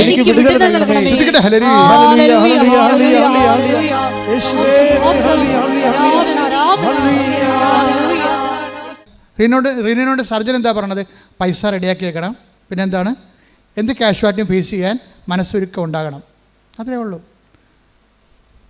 അപ്പോൾ റീനു പറയും, അത് കുഴപ്പമില്ല, ഞാൻ കർത്താവിനോട് ചോദിച്ചായിരുന്നു ഈ മനുഷ്യനെ കല്യാണം കഴിക്കാൻ നേരത്ത്, നിശ്ചയത്തിൻ്റെ ദിവസം തന്നെ ചോദിച്ചു, നിൻ്റെ സെലക്ഷനാണോ എൻ്റെ സെലക്ഷനാണോ പറഞ്ഞപ്പോൾ കർത്താവിനോട് പറഞ്ഞു, കുഴപ്പമില്ല, എനിക്ക് നിന്നെക്കുറിച്ചുള്ള പദ്ധതിയാണ് നിൻ്റെ ഭർത്താവെന്ന് പറഞ്ഞു. അയ്യോ, അപ്പോൾ എനിക്ക് പറഞ്ഞു ഞാൻ ഹാപ്പിയായി. എന്തൊക്കെയാണ് ഈ മനുഷ്യന് എന്ത് സംഭവിച്ചാലും അത് ദൈവത്തിൻ്റെ പദ്ധതിയാണ്. അതാണ് ക്രിസ്തുവിനെ കക്ഷി ചേർക്കാൻ കണ്ടില്ലേ? ഓരോ മനുഷ്യന്മാർ വളരണത്. അവർക്കൊരു 10-26 വയസ്സേ ഉള്ളതെന്ന് പറഞ്ഞു കണ്ടിട്ട്. പക്ഷേ ഇട്ടിവിടെ വർദ്ധാനം പറയണത് 10-26 കൊല്ലം ഇവിടെ ജീവിച്ചതിൻ്റെ ആധ്യാത്മിക അനുഭവമാണ്. ആധ്യാത്മിക അനുഭവത്തിൽ റീനു പറയുന്നൊരു കാര്യമുണ്ട്. അതായത് ഞാൻ അനുഭവിച്ച് വളർന്ന ഒരു സത്യമുണ്ട്. വാക്കിനെ ഇങ്ങനെ എടുത്തെടുത്ത് പറയണം. ഞാൻ അനുഭവിച്ച് വളർന്ന ഒരു സത്യമുണ്ട്. എന്താണ് ആ സത്യം? എൻ്റെ പൊന്നു തമ്പുരാൻ എന്നെ ഒരു കാരണവശാലും കൈവിടത്തില്ലെന്ന്. ഓരോ അനുഭവങ്ങളും ഭയങ്കര സംഭവമല്ലേ. അതായത് റിനു ഹാപ്പിയാണ്. ഇതിൻ്റെ ഇടയ്ക്ക് ഈ സർജൻ ഇങ്ങനെ പറയാനുള്ള കാരണമുണ്ട്. കാര്യം റിനു എന്തുകൊണ്ടാണ് ഇങ്ങനെ എന്ന് പറഞ്ഞാൽ ഞാൻ അനുഭവിച്ചു വളർന്ന ഒരു സത്യമുണ്ട്. എന്റെ പൊന്നു തമ്പുരാൻ ഒരിക്കലും എന്നെ കൈവിടത്തില്ല. ഇതാണ് ഇത് എല്ലാവർക്കും ഉള്ള അനുഭവമാണ്, എല്ലാവർക്കും ഉണ്ടാകേണ്ട അനുഭവമാണ്. എന്താണ്? ദൈവം നിങ്ങളെ കൈവിടത്തില്ല. അത് ബൈബിളിന്റെ I will not abandon you at any cost എന്ന് പറയത്തില്ലേ? 13:5. ഞാൻ നിന്നെ ഒരു വിധത്തിലും അവഗണിക്കുകയോ എന്ന് പറഞ്ഞ ഞാൻ നിന്നെ ഒരു വിധത്തിലും അവഗണിക്കുകയോ ഉപേക്ഷിക്കുകയോ ഇല്ല എന്ന് അവിടുന്ന് പറഞ്ഞിട്ടുണ്ടല്ലോ. അതാണ് അതിന്റെ വചനം. അതാണ് റീനു പറയണത്. ഞാൻ അനുഭവിച്ചു വളർന്ന ഒരു സത്യമുണ്ട്. എന്താ സത്യം? അവിടുന്ന് എന്നെ ഒരു കാരണവശാലും കൈവിടത്തില്ലെന്ന്. എന്താ ഇങ്ങനെ പറഞ്ഞേറെ? ഇങ്ങനെ പറയാൻ കാരണം, ഇവളുടെ ഭർത്താവിനെ സ്കാൻ ചെയ്ത് കഴിഞ്ഞപ്പോൾ ഹൃദയത്തിൻ്റെ ധമനിയിൽ ഒരു വെജിറ്റേഷൻ. അപ്പോൾ ഡോക്ടർ പറഞ്ഞ് ഇത് ബ്ലഡ് ബ്ലോക്ക് ചെയ്യും, ഹൃദയം ഓപ്പറേറ്റ് ചെയ്യേണ്ടി വരുമെന്ന് പറഞ്ഞ്.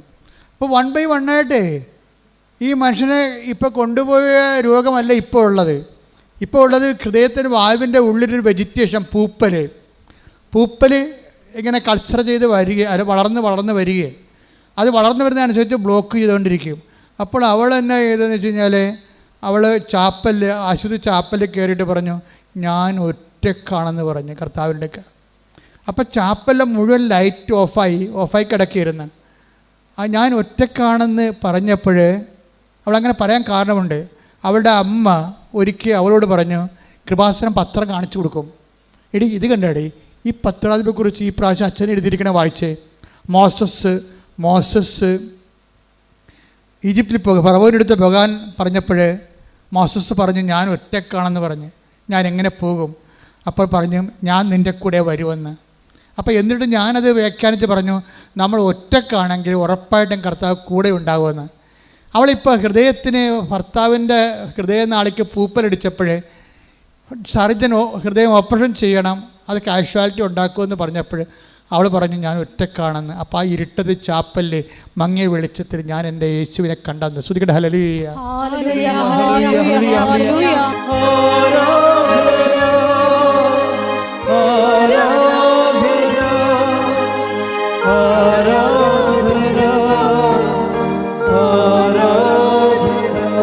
അപ്പോൾ ഹൃദയത്തിൻ്റെ ഉള്ളിലുള്ള ഈ വെജിറ്റേഷൻ, അത് ഓപ്പറേഷന് വേണ്ടി സർജൻ നിർബന്ധിക്കുമ്പോൾ ഇത് എന്ത് കാഴ്ചയാണ് സംഭവിക്കുമെന്ന് ഓർത്തുകൊണ്ട് ഭർത്താവ് തന്നെ അവൾ പറയും, ഞാൻ ഇനി അമ്മയുടെ അടുത്ത് നിന്ന് പോയിട്ട് വരാമെന്ന് പറയും. അപ്പോൾ ഭർത്താവ് റോജിൻ ചോദിക്കും, റിനു നിനക്ക് ഇപ്പം പോകണോ? എന്താണ് എൻ്റെ അവസ്ഥ? മോശമാണ്, ചിലപ്പോൾ നീ വരുമ്പോൾ ഞാൻ ഉണ്ടായില്ലെന്ന് വരും. ആ ചോദ്യം ചോദിക്കുന്നത് നമ്മളെ കണ്ടാലേ അത് മനസ്സിലാകത്തുള്ളൂ. ഇവിടെ പറയും, ഇനിയിപ്പോൾ ഒരു തീരുമാനത്തിൻ്റെ സമയമായില്ലേ, ഇനി ഞാൻ അമ്മയടുത്ത് പോയിട്ട് വരാമെന്ന് പറയും. അമ്മയടുത്ത് വരാൻ പോകുമ്പോൾ ഭർത്താവ് തേങ്ങും, റീനു നിനക്ക് ഇപ്പം പോകണോ എന്ന് ചോദിക്കും. അപ്പോൾ റീനു പറഞ്ഞ ഉത്തരവുണ്ട്, റോജിൻ ഞാൻ എപ്പോഴെങ്കിലും പോയപ്പോൾ നിങ്ങൾക്ക് ഗുണമല്ലാതെ ദോഷം വന്നിട്ടുണ്ടോ എന്ന് ചോദിക്കും. അപ്പോൾ എന്നാൽ നീ പോകാൻ പറയും. ഇവിടെ പോയിട്ട് തിരിച്ചു ചെല്ലുമ്പോൾ ഈ വെജിറ്റേഷൻ കാണാനില്ലെന്ന് ഡോക്ടർ പറയും. അതാണ് റിന്യൂ പറയണത്. ഞാൻ അനുഭവിച്ച് വളർന്ന ഒരു സത്യമുണ്ട്. എന്താണ്? ഞാൻ അനുഭവിച്ച് വളർന്ന ഒരു സത്യമുണ്ട്. എന്താണ്? എൻ്റെ ദൈവം ഒരിക്കലും എന്നെ ഉപേക്ഷിക്കത്തില്ല. ഇത് നമ്മളെല്ലാവരും അനുഭവിച്ച് വളരേണ്ട സത്യമാണ്. ഈ ഉടമ്പടി നിന്നോട് പറയണത് എന്താ? ഉടമ്പടി ആക്കിയതിൻ്റെ കാര്യം എന്താണ്? ബയലാറ്ററൽ എഗ്രിമെൻറ്റിലൂടെ നിൻ്റെ കർത്താവിൻ്റെ കരങ്ങളെ നിന്നെ പിടിപ്പിക്കാൻ വേണ്ടി തന്നെയാണ്. നിങ്ങൾ ഒരുമിച്ചല്ലേ ഇനി യാത്ര വരണ ദൈവമായിട്ട്.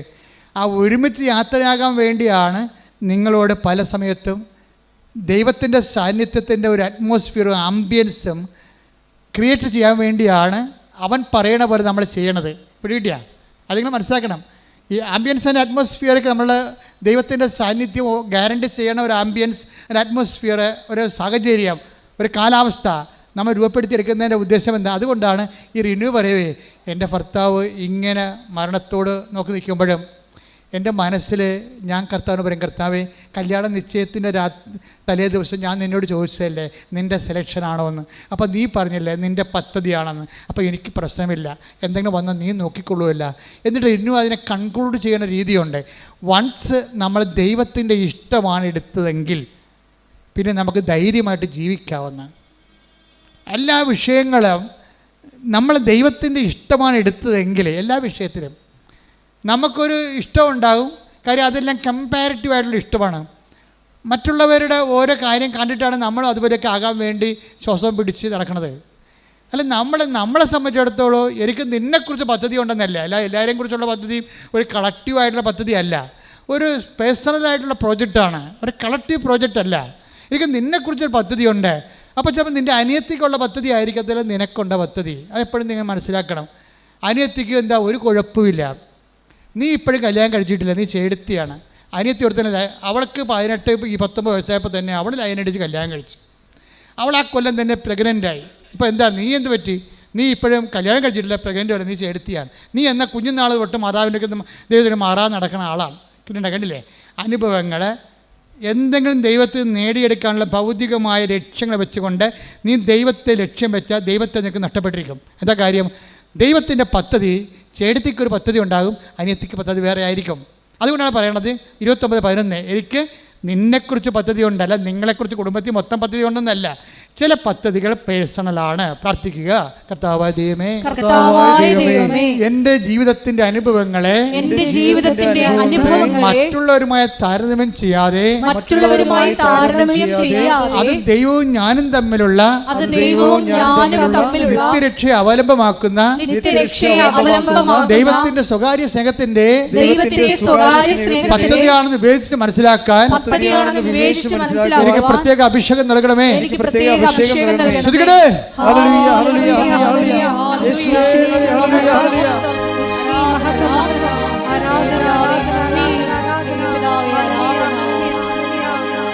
അനുഭവത്തിൻ്റെ ഈ യാത്രയിൽ നമ്മളൊരു ഇതുപോലുള്ളൊരു ജംഗ്ഷനിൽ വന്നു കഴിഞ്ഞാൽ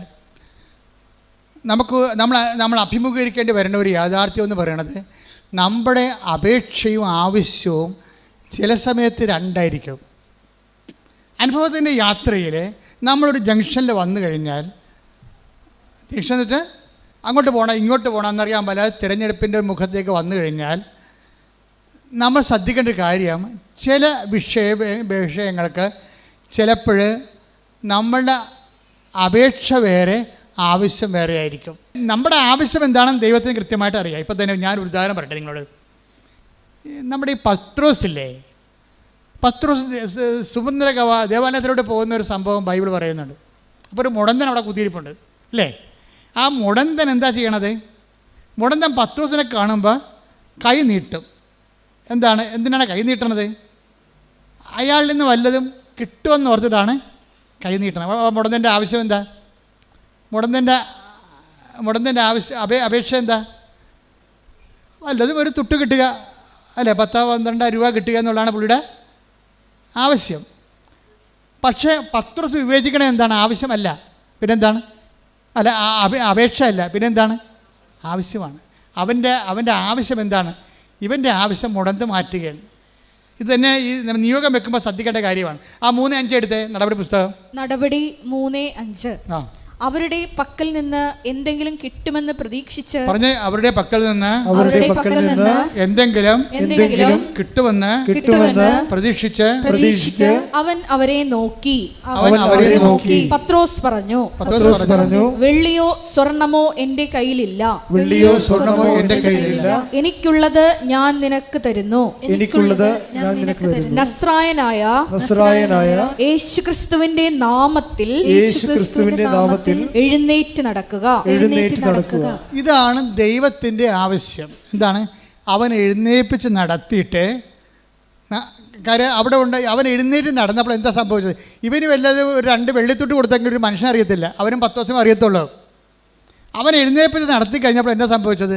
നാട്ടുകാരെല്ലാം പറഞ്ഞു, എടാ ഇവനല്ലേ ആ സുന്ദര കവാടത്തിൽ ഇരുന്നുകൊണ്ട് തെണ്ടിക്കൊണ്ടിരുന്ന ആൾ, ഇവൻ്റെ കാലിപ്പോൾ സുഖപ്പെട്ടല്ലേ. ആരാണ് സുഖപ്പെട്ടിയത്? അത് യേശു. കണ്ടാ, സുവിശേഷം പോകണം കണ്ടില്ലേ, സുവിശേഷം പ്രചരിക്കണം കണ്ടില്ലേ. ഇതാണ് ഇതിൻ്റെ അകത്ത് ഗുഡ്നസ് എന്ന് പറയണത്. നമ്മുടെ അപേക്ഷ മാത്രമാണെങ്കിൽ അതിനെ അഡ്രസ്സ് ചെയ്യാൻ ദൈവം അത്രയ്ക്ക് ഇൻട്രസ്റ്റ് അല്ല. അതിങ്ങനെ പഠിക്കണം. ദൈവത്തിൻ്റെ ഉദ്ദേശം എന്താണ്? യേശു ക്രിസ്തുവിനെ ചർച്ചാ വിഷയമാക്കണം. മനസ്സിലായി? ഇപ്പോൾ പിടികിട്ടില്ല ഞങ്ങൾ. അതാണ് അവർ പറഞ്ഞത്. അവൻ അപേക്ഷിച്ചു. അപ്പോൾ പത്രോസ് അവൻ്റെ അപേക്ഷ സ്വീകരിച്ചില്ല. മറിച്ച് എന്താണ്? അവൻ്റെ ആവശ്യം മനസ്സിലാക്കിയിട്ട് പറഞ്ഞു, പൊന്നും വെള്ളിയും ഒന്നും എൻ്റെ ഇല്ല. നീ ചോദിച്ചത് പൊന്നെന്ന് പറയുന്നത് റോമൻ നാണയമാണ്, വെള്ളി എന്ന് പറഞ്ഞാൽ ഇസ്രായേലിൻ്റെ നാണയമാണ്. അപ്പോൾ റോമാക്കാരൻ്റെ നാണയം എൻ്റെ കയ്യിലില്ല, ഇസ്രായേൽക്കാരൻ്റെ നാണയം എൻ്റെ കയ്യിലില്ല, എൻ്റെ മനസ്സിലെ കാലിയാണ്. പക്ഷേ എനിക്ക് വേറെ ഒരു സ്വത്തുണ്ട്. അതെന്താണ്? The name of Jesus Christ, നസ്രായന, യേശുവിൻ്റെ നാമം. ഇത് ഞാൻ പഠിച്ചത് വെറുതെ പഠിച്ചതല്ല. അവനെ അകലക്കുടിയാണെങ്കിൽ അവൻ്റെ കഷ്ടകാലത്ത് അകലക്കുടിയാണെങ്കിൽ അനുഗമിച്ചുകൊണ്ട് ഞാൻ പഠിച്ചതാണ്. അവൻ എന്നോട് പറഞ്ഞിട്ടുണ്ടായിരുന്നു പണ്ട്, എന്നെ അനുഗമിക്കാൻ ആഗ്രഹിക്കുന്നവൻ സ്വയം പരിത്യജിക്കണം, എൻ്റെ കൂടെ വരണമെന്ന്. അങ്ങനെ പല പരിത്യാഗങ്ങളിലൂടെ ഞാൻ അവൻ്റെ കൂടെ പോയി പഠിച്ചെടുത്തതാണ്. ഇപ്പം അവനാണ് എൻ്റെ ഉള്ളിൽ, അതാണ് എൻ്റെ സ്വത്ത്. റോമാക്കാരൻ്റെ പൊന്ന് നാണയമല്ല, ഇസ്രായേൽ ഗവൺമെൻറ്റിൻ്റെ വെള്ളി നാണയമല്ല. എനിക്കുള്ളത് ഞാൻ നിനക്ക് തരുന്നു. Stand up in the name of Jesus Christ. കർത്താവിൻ്റെ നാമത്തിൽ നീ എഴുന്നേറ്റ് നടക്കാൻ പറഞ്ഞപ്പോൾ അവൻ ചാടി എഴുന്നേറ്റ്. അവരെ കണ്ടവരെല്ലാം പറഞ്ഞു, ഇവനല്ലേ അവിടെ സുന്ദര കവാടത്തിൽ എത്ര വർഷമായി അവിടെ കുത്തിയിരുന്ന് തെണ്ടിയത്, ഇപ്പോൾ എനിക്ക് സുഖം പ്രാപിച്ചു. അവനെ കർത്താവ് സുഖപ്പെടുത്തി. എൻ്റെ ദൈവമേ, നിൻ്റെ അപേക്ഷകളെക്കാളും നിന്റെ ആവശ്യങ്ങൾ പരിഗണിക്കുന്ന ഒരു ദൈവത്തിൻ്റെ മുമ്പിൽ സാക്ഷിയാകാൻ നീ തയ്യാറായാൽ നിന്റെ ഉടമ്പടി ഇന്ന് ക്രാക്കാകും. കൈയടിക്കട്ടെ, ശ്രുതിക്കട്ടെ.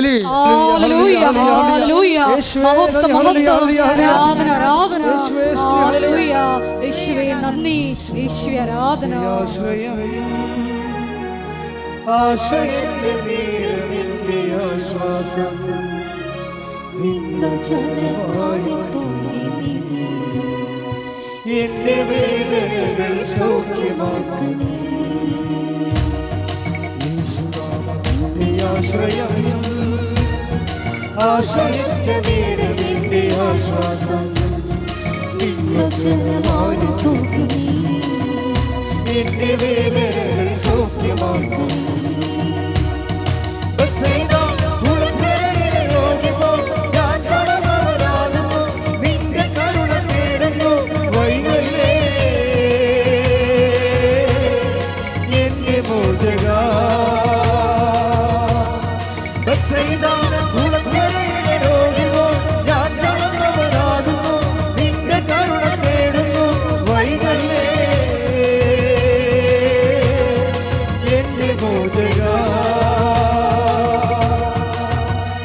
ക്രിസ്തു ഉടന്തനായ മനുഷ്യൻ്റെ സൗഖ്യത്തിലൂടെ ക്രിസ്തുവിനെ എല്ലാവരും അറിയാവുന്ന രീതിയിലാണ് ദൈവം എല്ലാം ക്രമീകരിക്കുന്നത്. അല്ല, നിൻ്റെ സ്വകാര്യമായൊരു വിഷയം സ്വകാര്യമായി പരിഗണിക്കുകയല്ല. നിൻ്റെ അപേക്ഷയേക്കാൾ ഉപരി നിൻ്റെ ആവശ്യത്തിനാണ് ദൈവം പ്രാധാന്യം കൊടുക്കുന്നത്. അതുകൊണ്ടാണ് 6:33 പറയണത്, നിൻ്റെ ആവശ്യം എന്തെന്ന് സ്വർഗസ്ഥനായ പിതാവ് അറിയുന്നു. നീ ആദ്യം ദൈവരാജ്യവും അതിൻ്റെ നീതിയും അന്വേഷിക്കുക. ബാക്കിയുള്ളതെല്ലാം, നിൻ്റെ ആവശ്യങ്ങളെല്ലാം, നിൻ്റെ അപേക്ഷകളെല്ലാം ദൈവം ചേർത്ത് നൽകുന്നതാണ്. കർത്താവേ, നിൻ്റെ ഉന്നതമായ നാമത്തിന് സ്തോത്രം ചെയ്യുന്നു. കർത്താവേ, അങ്ങയുടെ മക്കൾ, അങ്ങയുടെ അവകാശം ഓഹരിയുമാകുന്ന മക്കൾ ഇവിടെ തീർത്ഥാടനത്തിൽ പ്രാർത്ഥിക്കുന്നവരും ഓൺലൈനായി പ്രാർത്ഥിക്കുന്നവരും ഈ ധ്യാനം എപ്പോഴെല്ലാം എവിടെ വെച്ചെല്ലാം ഏതെല്ലാം കാലങ്ങളിൽ ആരെല്ലാം കേൾക്കുന്നുവോ അവിടെ വരെല്ലാം ദൈവത്തിന്റെ കൃപ ശക്തിയായി ഒഴുകട്ടെ. സ്തുതിക്കട്ടെ. ഹല്ലേലൂയ, ഹല്ലേലൂയ, ഹല്ലേലൂയ. യേശുവേ നന്ദി. ഹല്ലേലൂയ, ഹല്ലേലൂയ, ഹല്ലേലൂയ, ഹല്ലേലൂയ. യേശുവേ ആരാധന, ആരാധന. യേശുവേ നന്ദി, യേശുവേ മഹത്വം. ഹല്ലേലൂയ. പിന്നെ മക്കളെ, വളരെ ദൈവത്തിന്റെ കൃപ, ശക്തി, വിടുതൽ, സൗഖ്യമൊക്കെ കരനടിക്കുമ്പോൾ നിറഞ്ഞു നിൽക്കുന്ന ഒരു സമയമാണ്. നിങ്ങൾ ഹൃദയത്തെ സന്തോഷിക്കണം.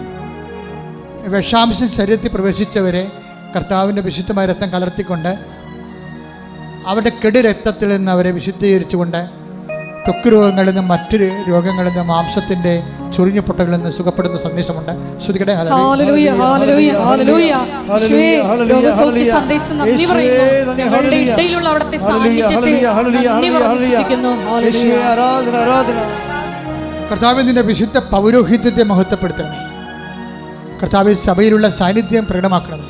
ഈശോ മുടന്തനെ പോലെ ക്രിസ്തുവാണ് എന്നെ സുഖപ്പെടുത്തിയതെന്ന് നാട് മുഴുവൻ പറഞ്ഞു നടക്കുമ്പോൾ, അവനെ നേരത്തെ അറിയാമായിരുന്നവനെ അവന് സംഭവിച്ച മാറ്റങ്ങൾ തിരിച്ചറിയുമ്പോൾ ജനങ്ങളും രാജ്യങ്ങളും ക്രിസ്തുവിലേക്ക് തിരിച്ചു വരാൻ വേണ്ടി ദൈവമേ ഞങ്ങളെ സുവിശേഷത്തിന്റെ ഉപകരണങ്ങളാക്കണമെന്ന് പ്രാർത്ഥിച്ചുകൊണ്ട് ശ്രദ്ധിക്കട്ടെ. ഹല്ലേലൂയ, ഹല്ലേലൂയ. മഹത്വം, മഹത്വം. ആരാധന, ആരാധന. ദൈവപിതാവേ നന്ദി, ദൈവപിതാവേ ആരാധന. ഹല്ലേലൂയ. കർത്താവേ, മുതുക് രോഗികളെ ഇപ്പം അങ്ങ് കാണിച്ചു തരുന്നുണ്ട്. പിൻകഴുത്തിന് താഴെ നീര് കെട്ടിക്കിടക്കുന്നവരെയും നീരിറങ്ങിപ്പോകാതിരിക്കുന്നവരെയും അതുകൊണ്ട് ശരീരം ചൂടായിരിക്കുന്നവരെയും അവർക്കുറങ്ങാൻ പറ്റാത്തവരെയും ഈശോ നിന്റെ തിരുമുറിവാർന്ന് വലത് കർത്താവ് സ്പർശിക്കണമേ. കർത്താവ് ശരീരത്തിന് മുഴകളുള്ളവരെ, സിസ്റ്റുള്ളവരെ, കർത്താവ് ഗ്രോത്ത് ഉള്ളവരെ നീ സ്പർശിക്കണമേ. യേശു ക്രിസ്തു ഉന്നതമായ നാമത്തിലെ എല്ലാ സിസ്റ്റുകളും ഗ്രോത്തുകളും മുഴകളും യേശുവിന്റെ നാമത്തിൽ മാറിപ്പോകട്ടെ. ഹല്ലേലൂയ, ഹല്ലേലൂയ, ഹല്ലേലൂയ. യേശുവേ ആരാധന, യേശുവേ ഹല്ലേലൂയ, ഹല്ലേലൂയ, ഹല്ലേലൂയ. ഹല്ലേലൂയ, മഹത്വം, മഹത്വം. കക്ഷത്തിനും മടക്കുകളിലും കാലിനും മടക്കുകളിലും ചൊറിഞ്ഞു പൊട്ടുകയും അത് അലർജി ആവുകയും വെള്ള പാണ്ടാടെ മാറുകയും ചെയ്യുന്ന വ്യക്തികളെ കർത്താവ് സൗഖ്യപ്പെടുത്തിക്കൊണ്ടിരിക്കുന്നു. കർത്താവ് നിന്റെ തിരുമുറിവാർന്ന് അണിപ്പഴുതാർന്ന് വലതുകരം ഓരോ മകളുടെ മേലും വെക്കണമെന്ന് പ്രാർത്ഥിക്കുന്നു. കണ്ണ് സന്ധിബന്ധങ്ങളിൽ കർത്താവിനത്വം നിറയട്ടെ. മാംസപേശികളിൽ കർത്താവിനത്വം നിറയട്ടെ. ഉച്ചമുതൽ ഉള്ളംകാല് വരെ കർത്താവിനത്വം നിറയട്ടെ. എല്ലാ രോഗങ്ങളും മാർഗ രോഗങ്ങളും യേശുക്രിസ്തു നാമത്തിൽ, യേശുക്രിസ്തുവിന്റെ വിശുദ്ധമായ രക്തത്താൽ എല്ലാ അലർജികളും യേശുവിന്റെ നാമത്തിൽ മാഞ്ഞു പോകട്ടെ. ശ്രദ്ധിക്കട്ടെ. ഹല്ലേലൂയ, ഹല്ലേലൂയ, ഹല്ലേലൂയ. യേശുവേ നന്ദി. ഹല്ലേലൂയ, ഹല്ലേലൂയ, ഹല്ലേലൂയ, ഹല്ലേലൂയ. ഹല്ലേലൂയ. യേശുവേ രോഗസൗഖ്യ സന്ദേശത്തിന് നന്ദി പറയുന്നു. കർത്താവ് 1-4 പ്രാർത്ഥിക്കുന്ന help those who are all kind of travels, എല്ലാ തരത്തിലുള്ള ക്ലേശം അനുഭവിക്കുന്നവരെ സഹായിക്കും കർത്താവെ. കർത്താവ് ഓരോ തരത്തിലും ക്ലേശം അനുഭവിക്കുന്നവരെ കർത്താവെ അങ്ങ് അവർക്കെല്ലാം വേണ്ടി പ്രാർത്ഥിക്കുന്ന കർത്താവെ. അമ്മയെ പരിശുദ്ധമേ കൃപാസ്ഥാനത്താറെ ജീവനോടെ പ്രത്യക്ഷപ്പെടുക. പ്രത്യക്ഷത്തിന് സ്ഥിരീകരണത്തിനായി ആയിരക്കണക്കിന് ആരാധന നടത്തി ആരാധന സന്നിധാനത്തിൽ നിന്ന് യേശുക്രിസ്തു നാമത്തെ കൽപ്പിക്കുന്ന മാർഗരോഗങ്ങൾ, തീരാവേദികൾ, ജീവിത ദുരിതങ്ങൾ യേശു നാമത്തിൽ മാറിപ്പോകട്ടെ.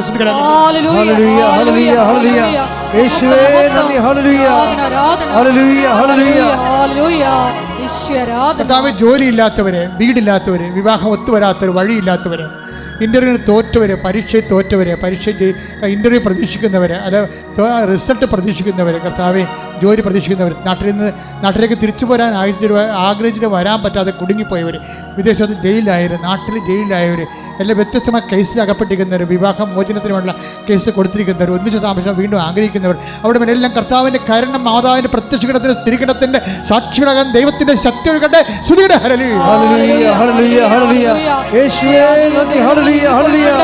നിന്റെ വിശുദ്ധ പൗരോഹിത്യത്തെ മഹത്വപ്പെടുത്തണമേ.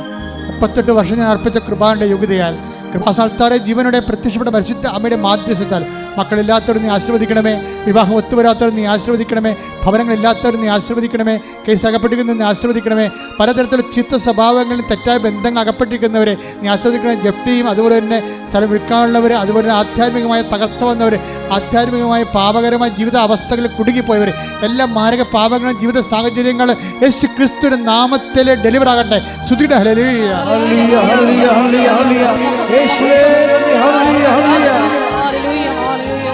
സന്തോഷത്തോടെ മുട്ട നിൽക്കുക, കരയൊന്നും വേണ്ട.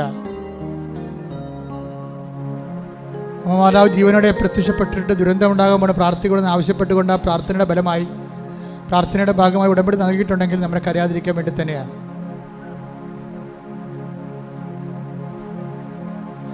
നീ കറക്റ്റ് റൈറ്റായിട്ടുള്ള സ്ഥലത്താണ് നീ വന്നിരിക്കണമെന്ന് ആദ്യം ഓർക്കണം.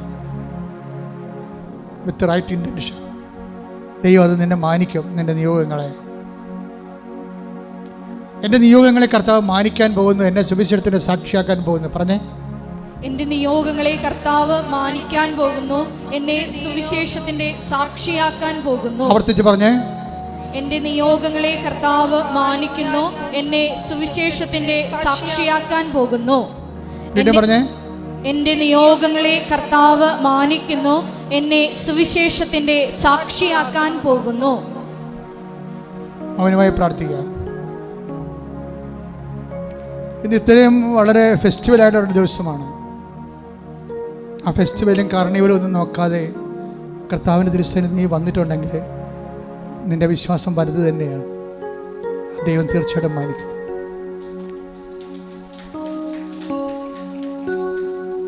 കർത്താവിനെ തന്നെ നോക്കുക. കർത്താവ്, അങ്ങയുടെ അവകാശവും അങ്ങയുടെ ഓഹരിയുമാകുന്ന മക്കള് മുടന്തം പത്വത്തിനെ സൂക്ഷിച്ച് നോക്കിയ പോലെ അങ്ങയെ സൂക്ഷിച്ച് നോക്കുകയാണ്. അങ്ങയുടെ നാമത്താൽ അവരെ മഹത്വപ്പെടുത്തുന്ന പ്രാർത്ഥിക്കുന്നു.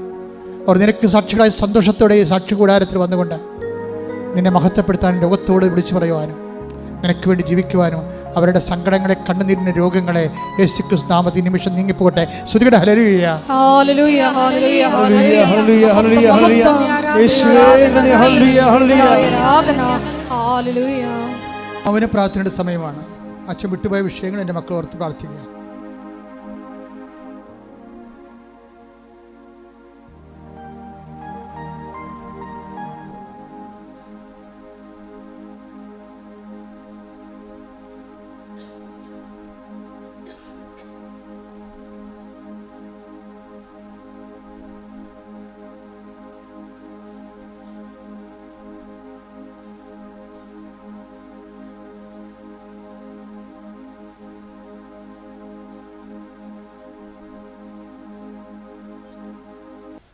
സമാപന ആശീർവാദമാണ്. ഒരിക്കൽ കൂടി മരിയൻ ഉടമ്പടിയിൽ സമർപ്പിച്ചിരിക്കുന്ന എല്ലാ വിഷയങ്ങളും, നമ്മുടെ ജീവിതത്തെ നൊമ്പരപ്പെടുത്തുന്ന എല്ലാ വിഷയങ്ങളും ദൈവമാതാവിൻ്റെ മധ്യസ്ഥതയിൽ ദിവ്യകാരുണ്യ സന്നിധിയിൽ സമർപ്പിച്ചുകൊണ്ട് നമുക്കൊരു നിമിഷം മൗനമായിട്ട് പ്രാർത്ഥിക്കാം. തിരുവചനത്തിലൂടെ നമ്മൾ ശ്രവിച്ചതുപോലെ, എന്നെ അനുഗമിക്കുവാൻ ആഗ്രഹിക്കുന്നവൻ സ്വയം പരിത്യജിച്ച് തൻ്റെ കുരിശുമെടുത്ത് എൻ്റെ പിന്നാലെ വരാൻ കൽപ്പിച്ച ഈശോയെ ഞങ്ങളുടെ സ്വയത്തെ ഉപേക്ഷിച്ച് നിന്റെ ഹിതം മാത്രം തേടി മുന്നേറുവാൻ ഈ ആരാധനയിലൂടെ ഞങ്ങളെ അഭിഷേകം ചെയ്യണമേ എന്ന് പ്രാർത്ഥിക്കുന്നു.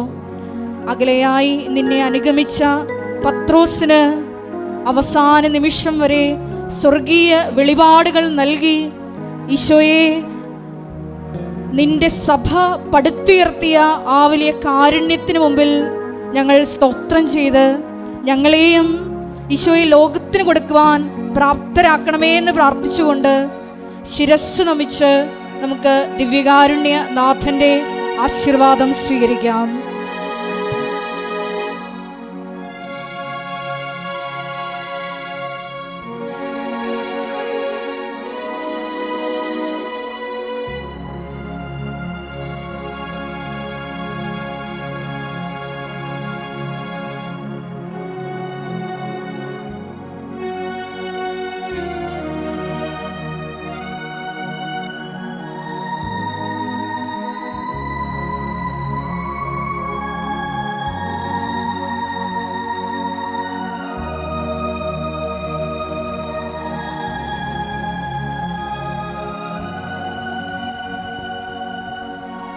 പരിശുദ്ധ പരമമാ ദിവ്യകാരുണ്യമേ, എന്നുമെന്നും അങ്ങേക്കാരാധന. പരിശുദ്ധ പരമമാ ദിവ്യകാരുണ്യമേ, എന്നുമെന്നും അങ്ങേക്കാരാധന. പരിശുദ്ധ പരമമാ ദിവ്യകാരുണ്യമേ, എന്നുമെന്നും